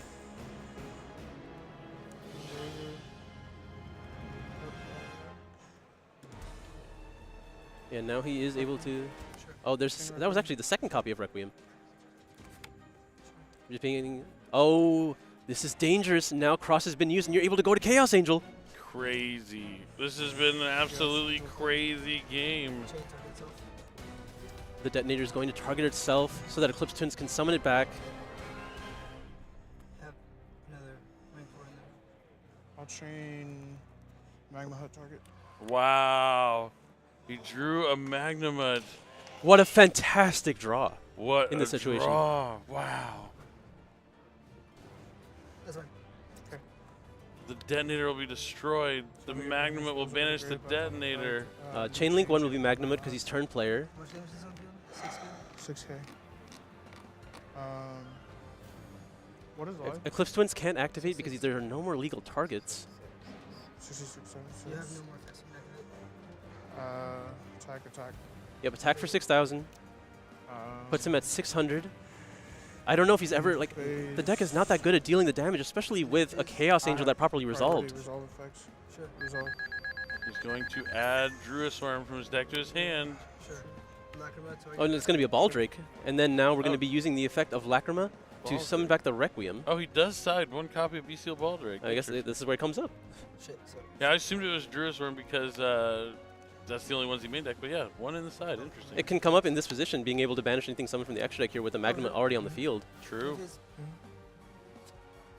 All right, now drawing for turn. We have the Requiem on the field. Julian's going to be looking to make a Chaos Angel of his own, potentially. I mean, he needs to find damage because now the time is actually adding up. Cross draw. Sure. We're going to start with Cross, puts resources back in the deck. Drew a card before putting things on the bottom, but they do go to the bottom of the deck. Doesn't matter. Going to be activating the effect of Requiem now. Now he's playing fast. Yeah, weird when it matters, right? There's the Engraver. I wonder if he's just going to use the effect of Requiem in the grave now to attach to the Engraver to potentially... Nope, we're going to be linking away into another copy of Requiem because it can only be summoned once per turn. But you can use his effect as many times as you'd like. This is going to grab back out Lacrima. Yep, Engraver's now using its effect. Putting back Requiem to special summon itself. I mean, this is a great time to use Baldrake. 1, 2.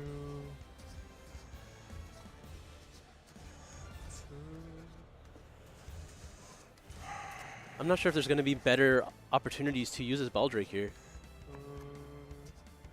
Chain. Yeah, like even his opponent knew, he was just waiting for it. And now we're normal summoning Ice. He's got to move quickly. Going to be able to summon X Ryzeal. X Ryzeal is going to activate its effect, add Node Ryzeal that he put back. You have nothing. I do have something.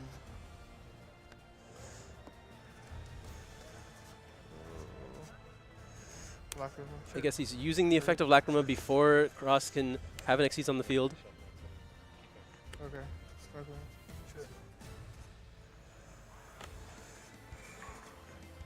Gonna grab Summon another Engraver to the field. These can be used as material for the Baldrake.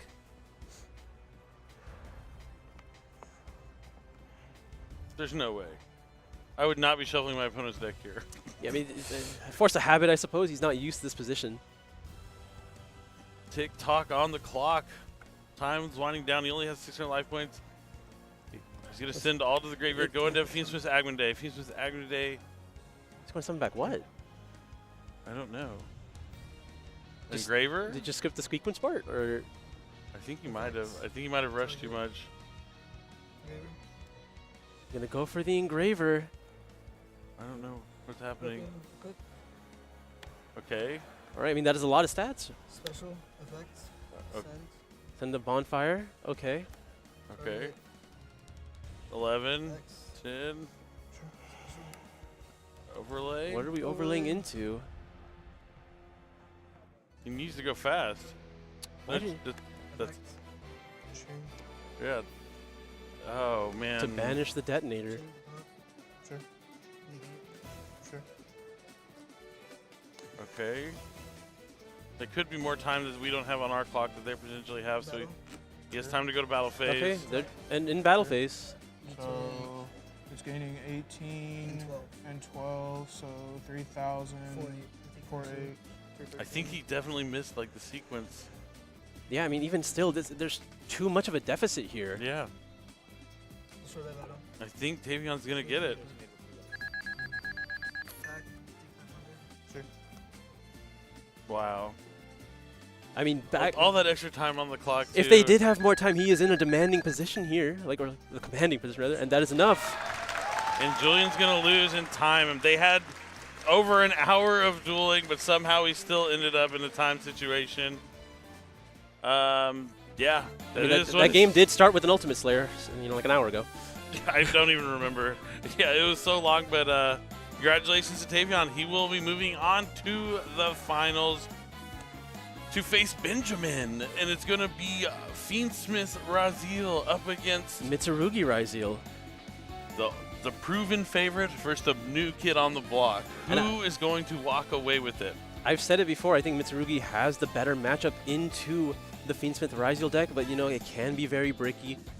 But I think he's made it all the way to the finals. There's probably a reason for it. Yeah, Julian pretty upset with how this game turned out. I mean, they both put on a great show. Very, very intense gameplay up until this point, and just needed a little bit more time.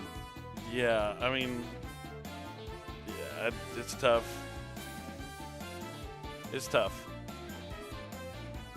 But it was a good match. They both played very well, very grindy, very back and forth. And we saw top decks, we saw heart of the cards, we saw excellent play. Julian's not out of it yet either. He still has to play in the third, fourth playoff to get that copy of the super rare Another Versalaria prize card. I guess that still kind of counts. Yeah, I mean, it's not what you want, yeah, but it's not where you want to be, but it's something. Either way, we're going to have a new YCS champion today. Neither of the players in the finals have won a YCS before, so we will be walking away with a new champion. Both these players new to the YCS finals as well, I believe. Yep, I think so. I think I've seen them. Tavion's gotten close before, I think, but not all the way to the finals, I don't believe. But unfortunately here for Julian, he is going to be walking away just short. He had it within his grasp, but the shuffling, man. Yeah, shuffling. We were talking about it right in the beginning in game one. Not something you can really do. That's something. I mean, that's something you have to practice. Like you can't. You have to make it part of your play style to play quickly. We saw him playing quickly in that very last turn when time was running down. But if that's only the time you're going to play quickly during your match, it's already too late at that point. But if you play that way the entire time, we might have been done 45 minutes ago. I mean, that's something that the most players are, just guilty of, right? Even myself, you start picking up. I noticed. But a lot of players, you want to pick up the pace when you're getting closer to the end of time. But in the beginning, you're being a little bit more lax because it's more friendly with you and your opponent. It's hard to always be on it. But when we're getting deeper into the top cut of tournaments, you have to take everything seriously. You want to give yourself everything that you can. Yeah, I mean, my biggest advice to avoid situations like this is practice with a time clock at your house. Like, you have to, it's part of the gameplay. Like, the time clock's not there to be like a suggested thing like, oh, make sure you finish up before now. You should almost never go to time. That shouldn't be something that's normal. It shouldn't be something that's part of your game plan. It should just be for like certain situations, for crazy games that take forever. You want to play fast because going to time is disadvantage for everyone involved. You want to, see the games end on like their own merits. But that time has now come and passed. They even had extra time. They had not only the 9 extra minutes, the 55 minutes for the round on top of that. But I think Kangas is standing by with Tavion. So, Kangas, go ahead and take it away with our winner's interview here in Top 4. Thank you very much. I am on stage with Tavion after a marathon of a match. Congratulations on the feature match win. You're going to the finals, but that was a long duel, so I'm going to give you one question so you have some time to rest and recover before that finals. That's the longest semifinals I've ever seen, longest match of Yu-Gi-Oh! I've ever seen. What was it like to experience it? I kind of blacked out midway through, to be honest. I just started playing, excited to be here. Been dreaming of it. Well, hey, a lot of people out there are cheering for you. Again, I'm going to let you go rest because you have a finals right in front of you. So we're going to start to a short break before we get ready for that finals. Yu-Gi-Oh! Trading card game, Supreme Darkness. Duelists, heed the words of the Supreme King and tremble.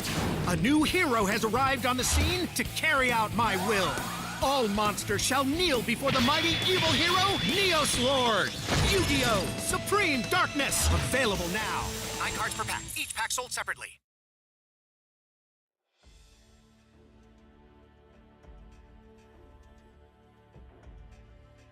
For this YCS, I prepared a fair bit with some of my local friends as well as some friends online. Just kind of theorying out the best options for the new cards.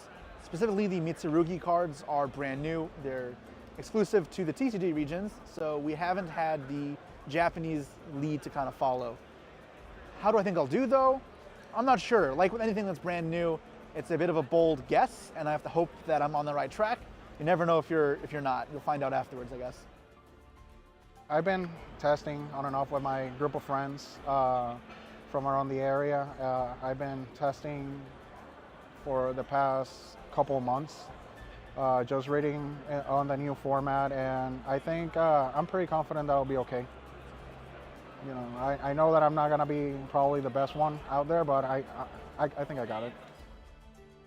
I prepared testing with a lot of my friends, testing different theories, and then practicing a lot, playing the same deck over and over and over again until I basically just know all the combos and all the interactions in the back of my mind. With preparation for the YCS, one of the biggest things is playtesting a lot. A lot of it too is talking with my friends. We throw a lot of ideas at each other, and if the ideas don't work, we're blunt with each other, come up with different things, and then we'll go to locals and play. And then how do I think I'm gonna do? I'm gonna be cocky on it. I'm gonna try to go all the way. I've been putting in a lot of time in between work and playing. Like, I'm just trying to make sure I do bring my best, my A game, and trying to go 100%.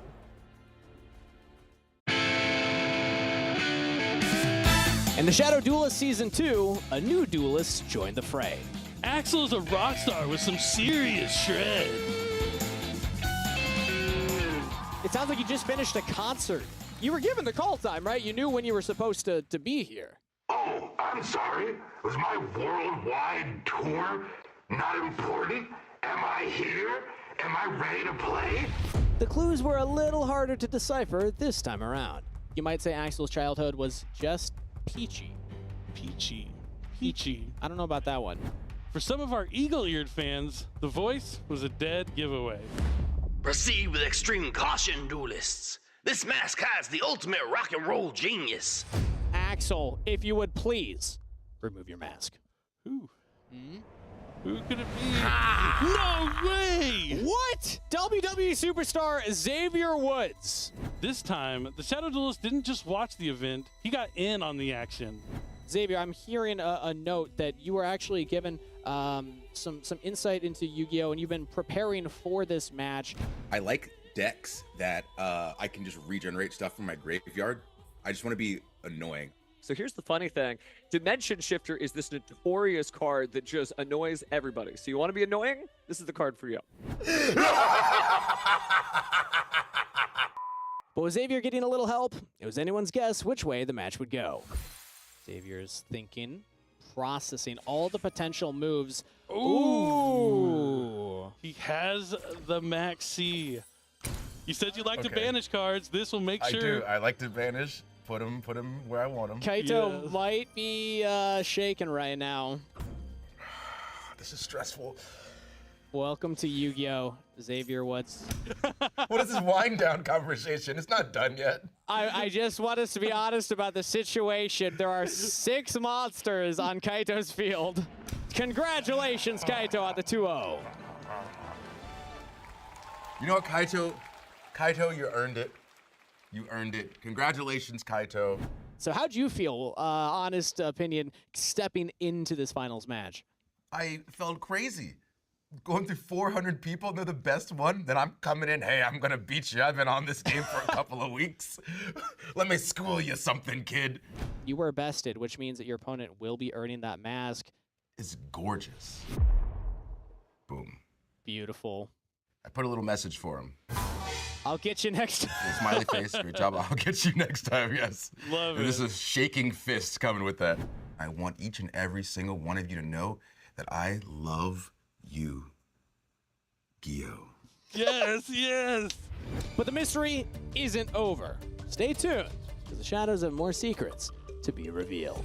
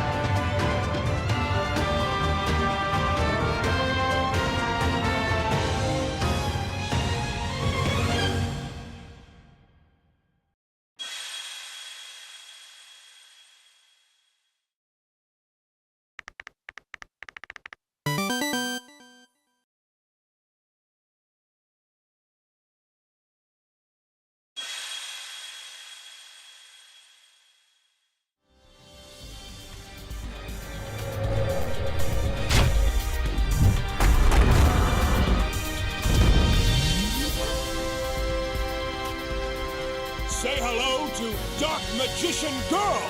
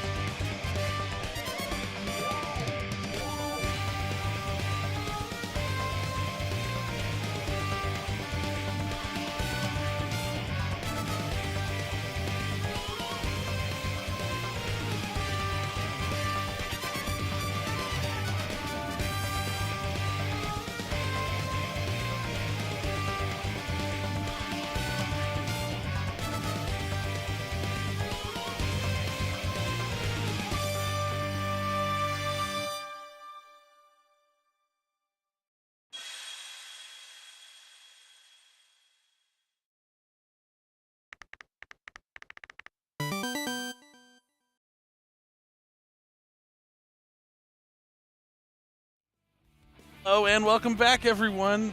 We're finally here. You thought it was going to be a different duo, didn't you? No, we're still here for the finals. It's Billy Bragg, the 4-time YCS champion. 4-time. I'm also here. And Asal is also here. No, Asal is amazing. You know, he's one of the duelists that I always struggled to beat any time I faced him, except for that one time. That one time. I'll never let him live it down. But we are here, and we are in the finals. It's not about us this weekend. It's about these two players, Benjamin, Tavion. No matter what, Raziel will win, but it's about what variant will win. Is it going to be the brand new Mitsurugi, or is it going to be the Fiendsmith? We've seen the power of Fiendsmith, and if one thing they're good at is just making the game last longer.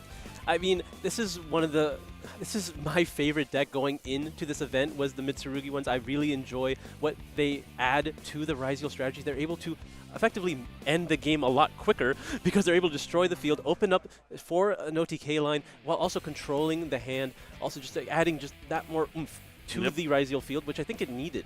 Yeah, definitely. But on the other side of the match here, we've seen Chaos Angel be pretty important, and that is something that the Fiendsmith package gives you an answer to. And it's not the normal way that Chaos Angel is like being part of like a board, or it's been about that banishing effect, forcing out those face downs, making your opponent use those infinite impermanences before you access the Raziel as part of your strategy. Absolutely. I mean, I think you can just try to trade more efficiently when you have like the really big ones on the field like Ame and Murakumo, but you don't have less efficient ways to just go after back row. Definitely. You know, there's trades off anytime you play a certain kind of deck. The only way you'll know which one works for you is by actually practicing and playing with it. So if you're wondering which one's best for you, you should try it out. For me, I like Malice. I like the way it plays. I like how it can explode turn one and then still put out a lot of damage on the follow-up as well. But unfortunately, we saw Malice come so close. Jeff Jones, you know, a multiple-time champion, a UDS champion, make it to top 4, but fell just short on our other top 4 match that wasn't on the stage. But I think Kangas is standing by. You don't want to listen to me talk anymore. So Kangas, introduce our finalist. Welcome back, duelists from around the world, live to the stage here at the Orlando Convention Center. 2,274 duelists arrived this weekend, but only 2 remain. So please join me in welcoming to the stage your finalists. Up first in the blue chair, from Knoxville, Tennessee, in his first ever YCS Finals, Tavion Crowley! Tavion, this is your first time taking a finals stage. How are you feeling? How are the nerves? And what message do you have for everybody out there cheering for you? Pretty nervous, but try to play my best and not mess up. All right, a lot of folks are cheering your name, so let's meet your opponent.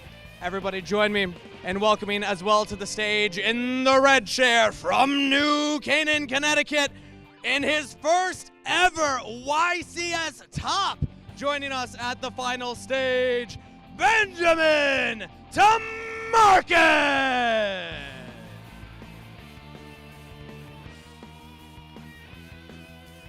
Welcome, Benjamin. I gotta ask, how are you feeling? Not only first time on the final stage, but first time topping at a YCS.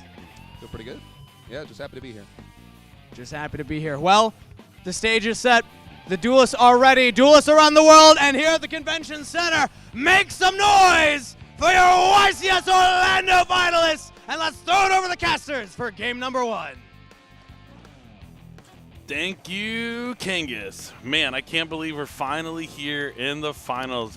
I didn't know this was Benjamin's first top, but there are plenty of people out there who win on their first try. It must be nice. I mean, it took me 10 times. I couldn't imagine. Yeah. It couldn't be me. No, it took me 10 times. Okay, leave me alone, Billy. I'm trying out here. I'm working here with you. Yeah, you're right. Hey, I'm giving everyone else a challenge. You got close in a couple months ago in December. You'll get him again. I could You'll get him, have done so much better. I made so many mistakes. Anyway, it's not about us right now. Both these players have earned their spot here in the finals. There were so many star-studded duelists in that top 64, even in the entire event. But these two are here, and one of them will be walking away as the champion, the first champion of 2025, and will take away that trophy. Yeah, and especially one of them is playing the brand new world premiere theme, Mitsurugi. It's one of the first times we've seen a world premiere theme just with that first wave of support have such success right off the bat. I think maybe one of the last times was maybe like the Danger Monsters. They might have had this equal amount of success right away off, but now they're here. It just complements the Raziel strategy pretty well. King of the Feral Imps is a key rank 4 card, but he's going to be going up against Tavion in the Fiendsmith strategy. And the Fiendsmith and Raziel, obviously. I mean, they're both playing Raziel, but the Fiendsmith engine has really solidified itself as being one of the top things you can splash into almost any deck to really incorporate some damage. You get access to Chaos Angel and the recurrency of just being able to summon more monsters every turn. You get the Fiendsmith in Paradise, which is a great extra layer of interruption that you can use against any sort of deck. Yeah, I think what these two decks really do differently is how much they rely on the Raziel engine. The Fiendsmith Raziel deck is almost sometimes just more of a Fiendsmith deck. The Raziel can just be more of like Detonator and Duo Drive. Well, it just facilitates being able to do all your Fiendsmith effects cleanly and just have a more potent end field. But the version of Mitsurugi that Benjamin is on right now is almost pure with just the addition of the full Mitsurugi engine. Now, what this essentially takes away is that you're not playing those Nadir Servants. You're really just focusing on being able to play with your engine when it's available, but you might not actually be trying to pivot into the Mitsurugis if you don't have many Mitsurugi cards in your hand, or even at all. If you just have a Raziel hand, I think you might just be playing pure Raziel at that point, just looking at his extra deck. And I know, I can only assume his strategy is very similar to this, because this is almost exactly what Jesse Cotton was playing. Definitely, and we saw Jesse make all the way to top 32 before falling to Jose. I mean, let's just talk about the top 64. I just want to, clap my hands and say congrats to everyone who made it. We had a lot of incredible players in the top 64, and we cut the top 64 because we had over 2,271 duelists competing this weekend. 12 rounds of Swiss, top 64 single elimination playoff, and now there's only 2 duelists remaining. One of these players will be able to grab that trophy that's right next to them and walk away with an ultra rare copy of another Versalaria, VIP status at the NAWCQ. They will already have the 2 buys, 2 wins for a good chance to go to the World Championship, and even more importantly, become a part of Yu-Gi-Oh! History forever. They will be taking that title, but before that, they have to face the opponent in front of them. Let's see if the players are about to be ready to start game number 1 of the final match of YCS Orlando 2025. They're shuffled up. The cards are drawn. There's the trophy, mere inches away from both of the players. It's time to duel one more time here at YCS Orlando. It's game 1 of the finals of our first Yu-Gi-Oh! Championship Series of 2025. Here comes the die roll. This is huge. One. No! Snake Eyes again? Snake Eyes again. I mean, it worked out for him the first time. Just don't push. Snake Eyes in the finals. Oh, close. Okay. I'll choose to play first. The Year of Fire may be over, but Snake Eyes remains. They found its way to the top 4 and finals. Never counted out. All right. All right, this is definitely the more powerful deck at being able to go first. We'll see if Benjamin has a powerful hand to go with it. Normal Summon Node. A play I have not seen yet. I mean, but it's just going to enable the Sword Raziel so it gets special from the hand. Looks like Tavion might have a response. It's going to be infinite impermanence. This kind of leads me to believe he has another form of interaction from the hand. I mean, yeah, you can very clearly tell that he has access to Duo Drive after this point. We'll see if that's what happens. No, we're going into King of the Fair Olymps. Let's see if he has any response to that on summon here. You might have to. Yeah, I think Tavion's considering it. I see a Mitsurugi Prayers, I think, in the hand of Benjamin. Yeah, no, it looks like, yeah, on summon, playing around the prayers in hand, going to be activating the infinite impermanence before King of the Fair Olymps can activate its effect, so you can't get any additional value from the prayers here. Smart stuff from Tavion. That is very punishing because I don't think he has anything to go with it.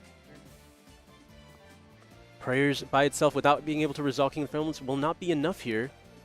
2 copies of Infinite Permanence. Will it be enough to stymie Benjamin here in his first turn of the finals? I think so. Matchup knowledge was very key there. Looks like we're going to be setting 1 and setting 2 and passing turn back. Wow, just the King of the Fair Olymps and 2 spell and trap cards. Deep breath from Tavion. Draws to 4 cards in hand. That's fine. We're in the main phase. Deep breath before we normal summon Fable Lurie.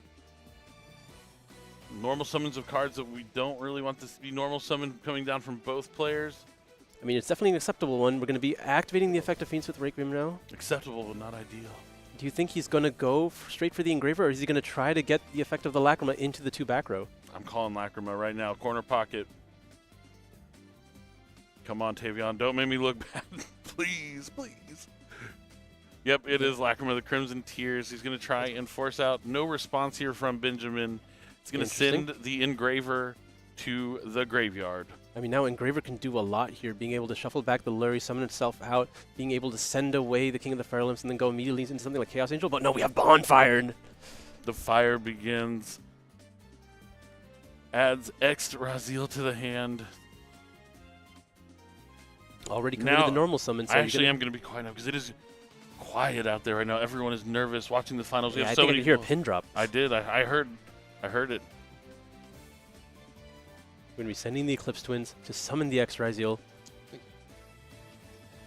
Going to be locked out of any Link monsters now.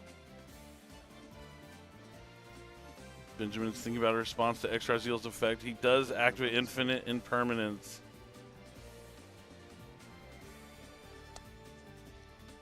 Is he going to activate another card here now? I think so. He has a Mulcharming in his hand, so he wants to clear his board, and he's going to do just that with the Mitsurugi Prayers. He's going to tribute off the King of the Fair Olymps. So he's going to be able to do both effects if he so chooses. But I don't think he's going to... Oh, he can... No, yeah, I don't think he's going to use the second effect. I think he's just going to add, so he can use the Mulcharming. I think that does make a lot of sense. You're hoping for the best here. Yep, just add Saji. No special summon here. I will opt not to take the Yep. That's Mitsurugi no Makito Saji. And now he'll be activating the Full Hollows. In res, attempt to pull us.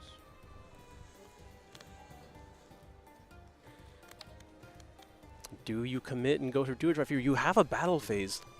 You know every single card your opponent has. You might just have to go for it now. You are locked into rank 4s. You know he has the Saji in hand. You have perfect information. Do you want to give him another card? Is it just going to be a detonator?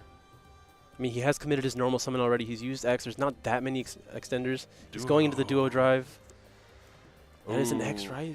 No, it's an Engraver, I think. Oh, wait, no. It's not an Engraver. He's not playing those cards. Probably X. It's probably X.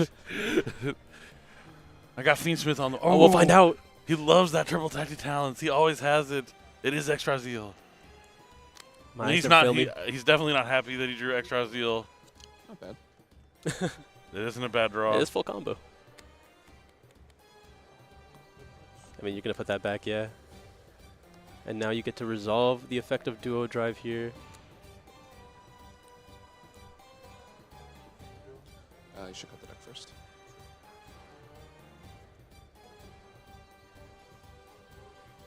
Make sure decks are properly shuffled. And it resolves. Yes.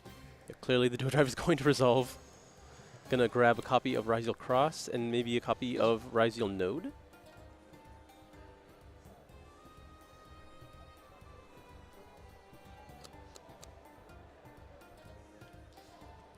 Let's see, which effects has he used from the hand at this point? He's, oh, well, I mean, I guess this just X, right? So you can go for Sword as well.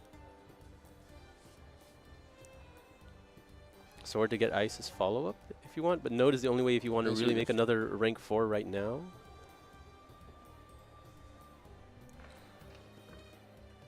Tavion considering his options. This could be the most important Duo Drive of his dueling career. I mean, I think you go for one draw to summon Detonator with Cross Live and also with Eclipse Twins already engraved. I think it's worth it every time. I agree. No worries. We want to have be waiting on something. No, I think he is thinking. It does seem like the players are waiting for something. Yeah, I mean, just what, confirmation from the judges.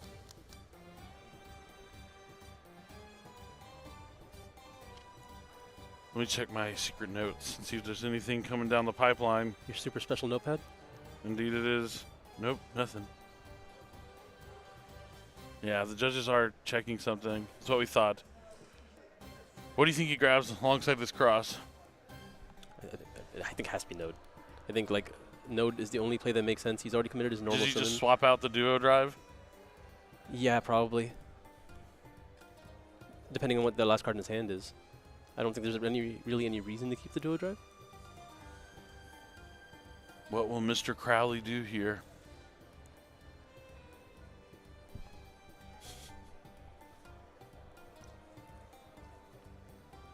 You think he's a doctor? Dr. Crowley? Oh, no, Crowler or Crowley? Yeah, yeah. See, I was thinking more of like Mr. Crowley. No, I was trying to keep it on theme. Yeah, that is nice. Well, to be fair, at San Diego Comic-Con, it was relatively close to our Konami booth. Which, if you do go to San Diego Comic-Con, you should always stop by the Konami booth. It's always a lot of fun. You could duel the Master. Maybe you'll be able to chance to duel maybe against a Solid, maybe against myself at some point. But it looks like we are finally able to continue the game state and add Ryziel Cross and the other half. I mean, you could grab Sword Ryziel. That is an option. No, but it looks like it's going to be. I don't even want to tell you guys why we were paused. I'm just going to keep it to myself. Y'all don't want to know. All right. No, they were for some reason checking if it was the Imperm column, but it was about as far away from the Imperm column as it could be. But Ryziel Cross is coming down. Node is going to send the Duo Drive to summon the X Ryziel.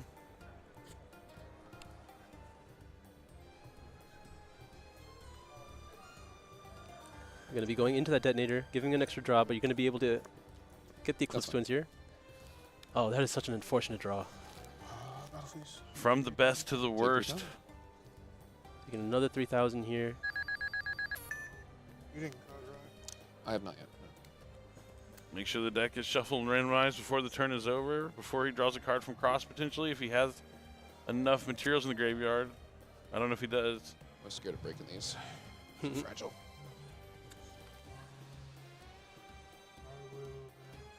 Yep, that is going to be a pass from Tavion here, but not a field to laugh at. I'm like leaning over trying to see what card he draws. Yeah, I don't think he liked it very much. Some light He did. setup going on in here. You. I mean, he has the Requiem, he has the Lacrima. So plenty of interruptions available. Okay. So let's go standby. He has the Saji. The Mitsurugi no Mikito Saji. I mean, Saji I got does these like names down this weekend. I'm proud of you. Thank you. Normal declare effect. This feels... Thanks, Dad. Yeah, this feels like a Rizal Cross negate to me. And yeah, that is going to be a Rizal Cross detaching the node off the detonator. Anything in Rise.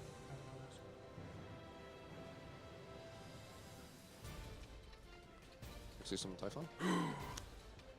Superstar Slayer Typhon Sky Crisis. You just saw him in the animation, and now he's here on the field. Confirming that you do a drive and detonator worse. Oh, actually, several monsters were summoned. Several monsters were summoned. Okay. Yeah, not again. Not like this. But Typhon is always there when you need him. Any quick effects after summon? I'll declare the effect of Typhon. Gonna return that Raziel Detonator back to the deck. You won't be able to use the effect thanks to Typhon's effect. The cross has already been forced out. Looks like he's just gonna go to battle. Tavion with just one card in hand. Into main. Yep. Enter into battle. Gonna just swing in for 2,900 here. Love the communication. Making it very clear what he's doing. This may be Benjamin's first top, but he's dueling like a pro. Leave the battle. Sure. Main phase 2. Sure. Move to the end of main phase 2. All right, just going into the end phase here. Going to activate Lacrima. Oh, this is going to be a little awkward. Okay, yeah, gonna go into the Requiem. Opting to potentially leave the Requiem on the field here.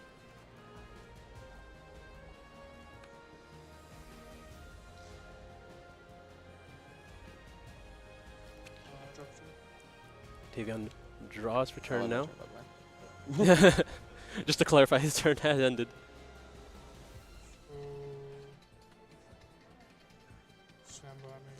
That's fine. Looks like we're going to be starting off the turn with the effect of Rizal Cross, just getting as much information as what your resources are, while also putting back the node in the deck.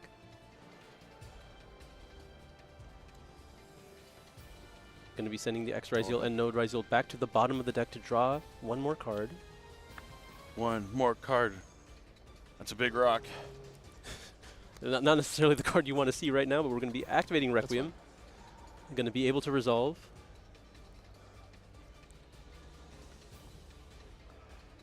Going to go, imagine, back for the Lacrima. Lacrima's effect will be sending another Engraver, I imagine. That's fine. Oh, no, we haven't accessed Fiends Within Paradise yet, so we can just go ahead and send that now.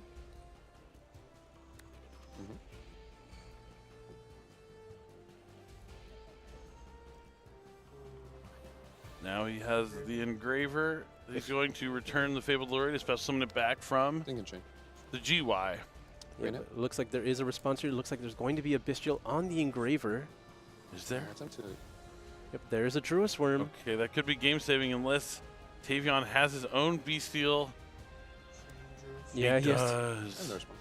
Oh, that's huge. And he at least keeps the body on the field. And he keeps the Bestial in Benjamin's hand. I wonder if he ever just goes for a Light and Dark Chaos Angel here. Nope, looks like he's going to go into Requiem. Requiem not once per turn, can only be summoned once per turn. Requiem's effect going to grab another Engraver from the deck. Maybe, I guess now we just go for sequence and try to go for a lot of damage. Oh, we can just send away. I wonder what for. Maybe I guess something to discard? Nope, yeah, he is just going to send it to take down the Typhon. I mean, it's already a level 6, so... Do you have any quick effects? Now we're going to activate Fualos. Well, Charmy Fualos. We've been in this position before. In this game, right? Yeah.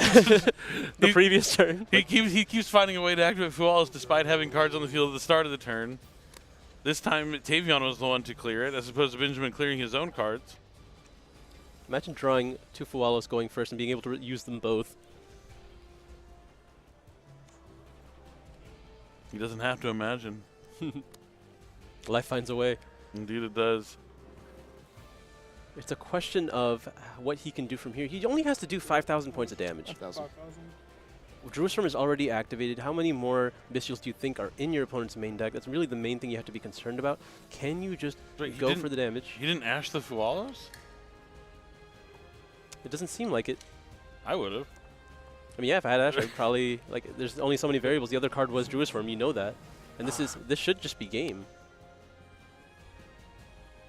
What summon is he on, though? I mean, he's Requiem summoned Crimson Tears, that's 1. Into a Requiem, that's 2. I mean, it's definitely 5 by now. Yeah, right? Yeah. But I guess the Agman Day is fine because he'd be able to chain, but he's giving him so many cards. But he's going for it. But why not Ash Blossom to Flawless? Battle phase, attack with Oh, the it's going to be enough probably, just with the Agman Day and then effect it. Special summon. That's good. That'll connect. That's enough. But why didn't... Oh, he's not the one in Nibiru. Tavion is the one with Nibiru, and he's going to take... Yeah, but he still could have drawn into one. Yeah, he could have drawn into one. I assume that's what you were worried about. Yeah, if he didn't Ash... It's okay, though. Tavion takes game number 1 here, and now he's just 1 game win away from becoming a YCS champion. But keep in mind, Benjamin has been in this position before, just in top 4. He lost game 1 in a matter of seconds, it seemed like, probably minutes, against Jeff Jones, and then won the last 2 games. So he knows that even if he loses 1 game, he could still win games 2 and 3. Yes, down and not out. He understands the matchup. I imagine getting this far, but clearly Tavion understands the matchup as well, knowing to go after the King of the Fair Realms before it's able to activate the effect. If he had waited until the King of the Fair Realms detached, he would have been able to chain the prayers, and it would have been devastating. He would have been able to get both pieces necessary to go full Mitsurugi combo. Yeah, definitely a heads-up play there for Tavion. Could have ended poorly, but since he has probably practiced this matchup quite some... I mean, I'm assuming he's encountered many of these decks along the way here. He knew how to play it just perfectly. Will Tavion become our first YCS champion of 2025, or will Benjamin be able to bounce back and find a way? I just don't know. I mean, I still think he has a favorable chance, at least in game 2, where he's able to start again. Yeah, I want to see some Mitsurugi cards come down. I mean, his hand was not great, and then having to play through the 2 infinite permanences just was enough. I mean, the issue of the Mitsurugi cards, you know, it functions a lot with 2-card combos. There are many 1-card combos, I guess, like combos, quote unquote, that get you there, but initially you will still need to have a way to the ritual monster and a way to the ritual spell, or at least some way to ritual summon, which there are many cards that facilitate that, but there's only so many cards that can actually get you to the Mitsurugi ritual, and that is where the deck really finds its choke point. And when other players are aware of being able to go after that choke point, it's usually going after the Saji. So it's a means of, did you hard draw the Mitsurugi ritual and a way to play? Because sometimes when you lead with that, there's nothing they can do to stop you.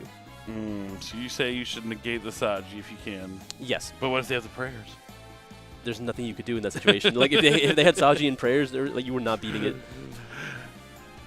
All right, the Duelists have side deck. They shuffled up. The crowd is silent on the edge of their seats, awaiting to find out who will become a YCS champion. The players seem ready. The hands are drawn. The judges are watching, waiting, patient. And so are we.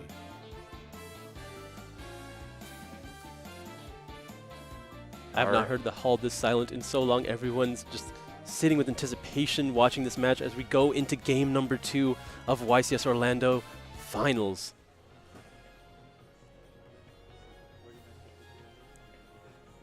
Good luck, Duelist. All right. Let's see if Benjamin has a better luck here. How about the standby? I'm going to go to the main lane. All right. I see some good cards in Benjamin's hand. X-Ryzeal is a fantastic way to start here. Gonna send a monster from the extra deck to the graveyard when he special summons the X-Ryzeal from the hand. Gonna send Duo Drive. That's interesting. You don't see that too often. Add sword down. Anything in red? Probably indicates that he plays multiple copies, but he has Droll and Lockbird. It looks like he's going to have to play pure Ryzeal for now. Droll is pretty strong against the Mitsurugi version. They do add a lot of cards from the deck to the hand. Love that. Don't love that. Yeah, definitely don't want to see Droll and Lockbird when you are playing the Mitsurugi strategy. One of the best answers to the strategy.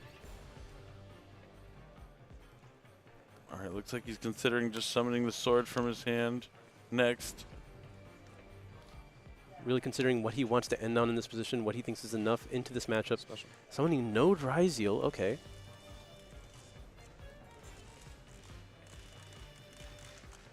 No responses here. That is what we know in my... Yep, so we grabbed Sword Ryzeal off the X Ryzeal, revealing that node was already in the hand. Now we're going to be overlaying these two. Probably for another copy of Ryzeal Duo Drive. I mean, he can't. Oh, yeah, he's under draw. Yeah, probably just Detonator. Yep, there is the Detonator. He's going to be able to attach the Duo Drive from the graveyard, just have an extra material here. Unfortunately, not a copy of Eclipse Twins. Looks like it's just going to be Detonator, set 1, set 2. Who's that, mate? Goes to Play it Pastor. steady. He has a Sword Ryzeal as follow-up. If he can have this stick, it could be good enough. All right. Now this is Tavion's moment. Yeah, that's fine. What are we starting with? Seems Looks like like an effect from the Engraver. hand. Yeah, it has to be Engravers going straight to the graveyard, right? Two. Well, reconsidering. Reassessing. Recombobulating. Hmm. No response. It is Engraver. Indeed.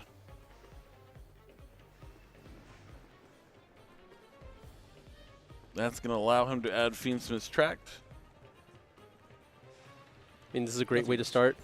The Ryzeal cards are very functional into Detonator, part of the reason why they became so popular in the meta. Fiendsmith's Tract going to allow him to add a light Fiend from his deck to his hand and then send a card to the graveyard. Name of the game is Fabled Lurry. Yep, so he goes to the hand, then to the graveyard. Fabled Lurry will special summon from the graveyard. Now we'll be linking him away into Fiendsmith Requiem. Now he's going to use Engraver's effect right away. And then chain the Requiem, I can assume, That's just fine. to have, yep. Yep, it's just trying to bait them into messing up and using the Detonator. It's just the most efficient way to make sure Detonator can't actually destroy anything. And if they happen to do it, it's just a free material detach. Of course, of course. So Lacrima of the Crimson Tears comes down, the Engraver comes back Do you from the have any triggers? graveyard. Nor do I. All right, and then here comes one of the most impactful synchro monsters to come out over the past couple of years. Imprim check. That's basically what Chaos Oh, Angel is yeah. now. Detonator, detaching duo. So he's going to use Detonator to target Chaos Angel. It's only made with lights. But that won't matter if he chains Infinite Impermanence. Impermanence, target Chaos Angel. One of the best cards in the game that's going to negate Chaos Angel's effect, and it will be destroyed by the Detonator now. Since it will be affected at resolution. Unless Tavion has something like Crossout Detonator. That would be pretty strong, but it's really hard to believe that you keep in Crossout Designator against the Mitsurugi deck when you're able to go second. I just feel like you have to focus on being able to stop them from playing. True. I mean, not necessarily. There are powerful spell cards that can play into it, but the Mitsurugi deck can be so powerful when it's able to go first that it's hard to let them resolve everything. You'd rather have those defensive options in your hand as opposed to something waiting on your next turn, but it looks like Tavion has this card that has been stuck in his hand every game since we've seen him in top 4. Yep, confirming the Imprim column and then activating Triple Tactics talents here. He's going to go after the hand, and there is that copy of Nibiru or the Sword Ryzeal if he has ways to answer the Nibiru already. Does he go for the follow-up or the disruption?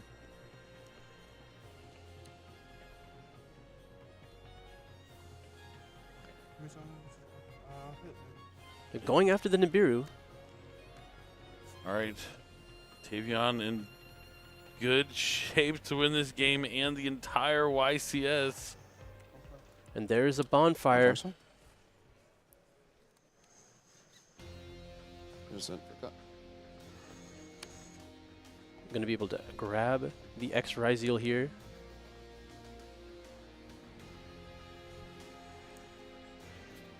X Ryzeal will be hitting the field, sending a couple options here, but it looks like we are going to go for the aggregator. Chainlink 1 being the X Ryzeal, Chainlink 2 being the aggregator. Then there's going to be Chainlink 3 being the X, and I imagine there's going to be a Chainlink 4 in this position. Nope. Oh, Tavion had nothing. But Benjamin does. I think this is correct here. You have to use the Infinite Impermanence and assume, and really just hope there's nothing else. There is still the Lacrima in the graveyard, but you get to keep the Detonator here. You still have Sword Ryzeal. That should be enough to play through. You really have to hope there's nothing left for Tavion to play through in this turn. Looks like it resolves. In your monster's destroyed. The Detonator's effects will be negated for the rest of the turn because of Aggregator, but will Tavion have a way to continue to play?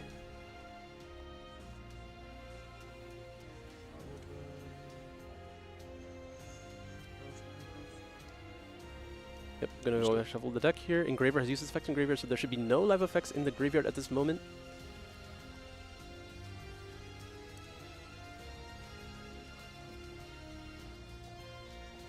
Draw. It was bold of him to go after the Nibiru when he knew there was another set here, and he knew that an Imprim could end his turn. Just didn't believe that Benjamin would go after it, and now Sword will be able to special summon itself. Well played here from Benjamin to put himself in prime position to even out the score. Tavion does still have the Lacrima, the Crimson Tears that he can use during his opponent's turn. I mean, this is essentially the same as having one detonator effect. I don't know if it's going to be enough. It's going to shuffle itself back to summon Requiem. I mean, the Requiem will immediately summon it back. We see Tavion just leaving it at the top. He knows it's going to come right back out. Sword, considering his options for here, like we're going to grab the Ice Rise Seal because he can normal summon that. Alien Resolution.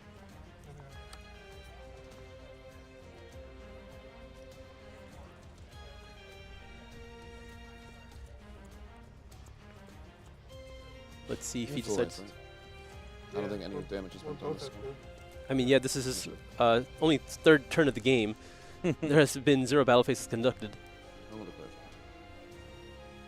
Alright, so normal summon Ice Razeel. Going to try and special summon a Razeel monster from the deck. Looks like we're going to be responding with the effect of Requiem. Yep, there it is. That's fine. So Chainlink 2 Requiem will resolve, summoning the Lacrima. Chainlink 1 will resolve, Ice will summon out a monster from the deck.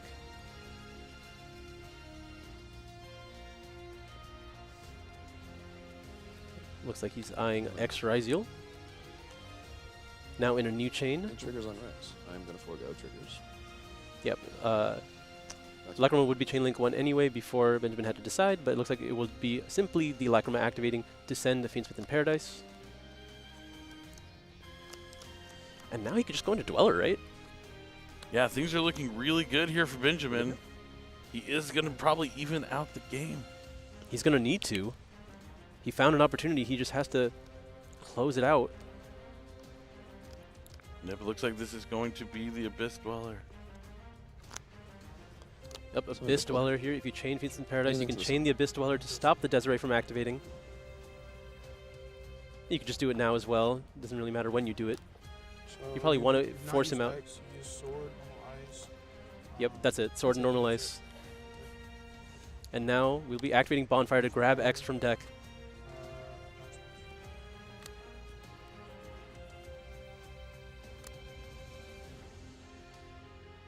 Alright, now Benjamin has to be cautious. He doesn't want to play into any sort of crazy card like Nibiru or anything like that. That is the main consideration at this point. You have to consider what would happen if Nibiru, the Primal Being, hits the field right now. Interesting.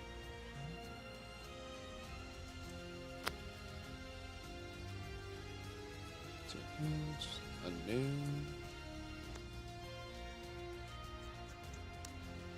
What to do?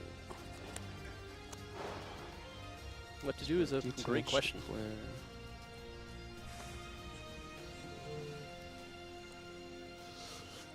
This Dweller effect.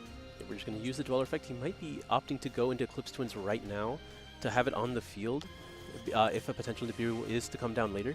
That would be really heads up here from Benjamin. Wording on something. But he's been playing really well, so it wouldn't surprise me.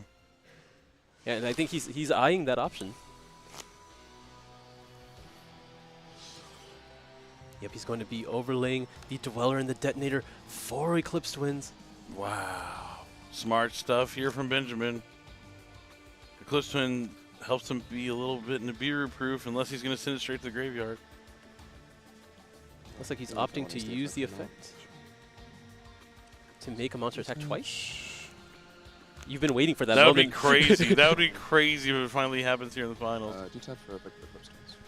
Finally! I've been waiting since round 1 just to see someone use this version of the effect. I knew it would happen. It's like Christmas for me now. You've been waiting for this moment.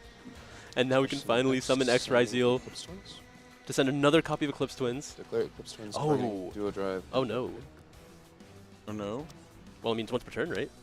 For both of each effect, or? No. Like, I'm saying now if you're in Nibiru range, we can't activate Eclipse Twins anymore. No, everything is legal. That's why. This is what I was, like, I thought we were playing around this. Oh, no. Not like this. This is tough. Played into it. Yep, you hear him say he played into it. I'd like to concede. No, that is it. He decided to concede it just like that. Tavion is going to win. Tavion Crowley is your YCS Orlando 2025 champion. Wow. The last words from Benjamin, I played into it. I mean, I thought he was trying to respect it. I thought he was making the Eclipse Twins to have it on the field for if the Nibiru was to drop down, he would still have a detonator, but no. Wow, what an epic finale to an incredible weekend. And Tavion Crowley is going to take his Fiendsmith Razil deck all the way to the top, defeating Benjamin in his Mitsurugi Razil deck. But unfortunately, we just didn't get to see the Mitsurugi cards. Yeah. It was just like he was playing pure Razil pretty much. I mean, the list was designed to likely be able to play pure when it needs to, and if it has the Razil package, you can high roll really heavily. But sometimes you do hit the low roll, and now we have a new YCS champion, the first YCS champion of 2025. Tavion Crowley is now a YCS champion. Congratulations. What an epic finale. I mean, man, and this was not an easy tournament to win. 9 rounds or 12 rounds of Swiss. 6 or 7 more rounds after that. Just 9 rounds each day. Yeah. So 18 total rounds. And at the end of it, he's going to walk away with the Another Versalaria trophy, and so much more. He's going to the NAWCQ as a VIP. He's already won his first 2 rounds at the NAWCQ. And just an incredible start to what's going to be an amazing year of the Yu-Gi-Oh! Trading card game. We're going to have so many more tournaments, so many more awesome things to come throughout this year, especially the one later on this month, the Early Days collection. I'm really excited about. You'll saw commercials for it. Amazing booster sets that you're going to want to check out. The Structure Deck Blue Eyes White Destiny is just around the corner. That's going to shake things up. Oh, man. There's just Maze of the Masters next, too, after that. You just want to be part of the Yu-Gi-Oh! Trading card game this year. You're not going to want to miss any of this action. And it's starting off with a bang with our brand new champion, Tavion Crowley. Just incredible. Yeah, I mean, this is the gameplay we were looking forward to see. I guess not specifically me. I really wanted to see Mitsurugi do more, but that was...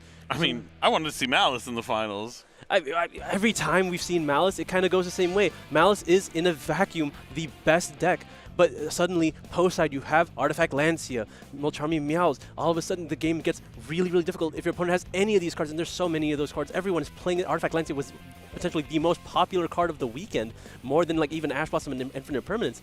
So it's just really harsh to like play such a deck, and I couldn't rely on it, but it made it all the way to the top 4. Not sure if it got 3rd or 4th yet, but Fiendsmith Razil being the safe pick, able to take it out. Yeah, it does remind me of a lot of like Necros BA format. Like there's one deck that's high octane, a lot of power, but Artifact Lancia could slow you down quite considerably. And on the other end, you have a deck like Razil, which is similar to Burning Abyss, where you're going to grind out with your opponents. They're sturdy, yeah, you're going to play low to the ground, be able to play through a lot of disruptions, find a way to bait out your opponent's interactions, and then make sure that duo drive resolves, and then just some excellent play.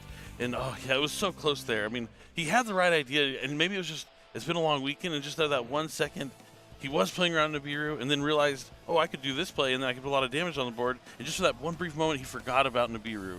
And, of course, Tavion had it in the hand.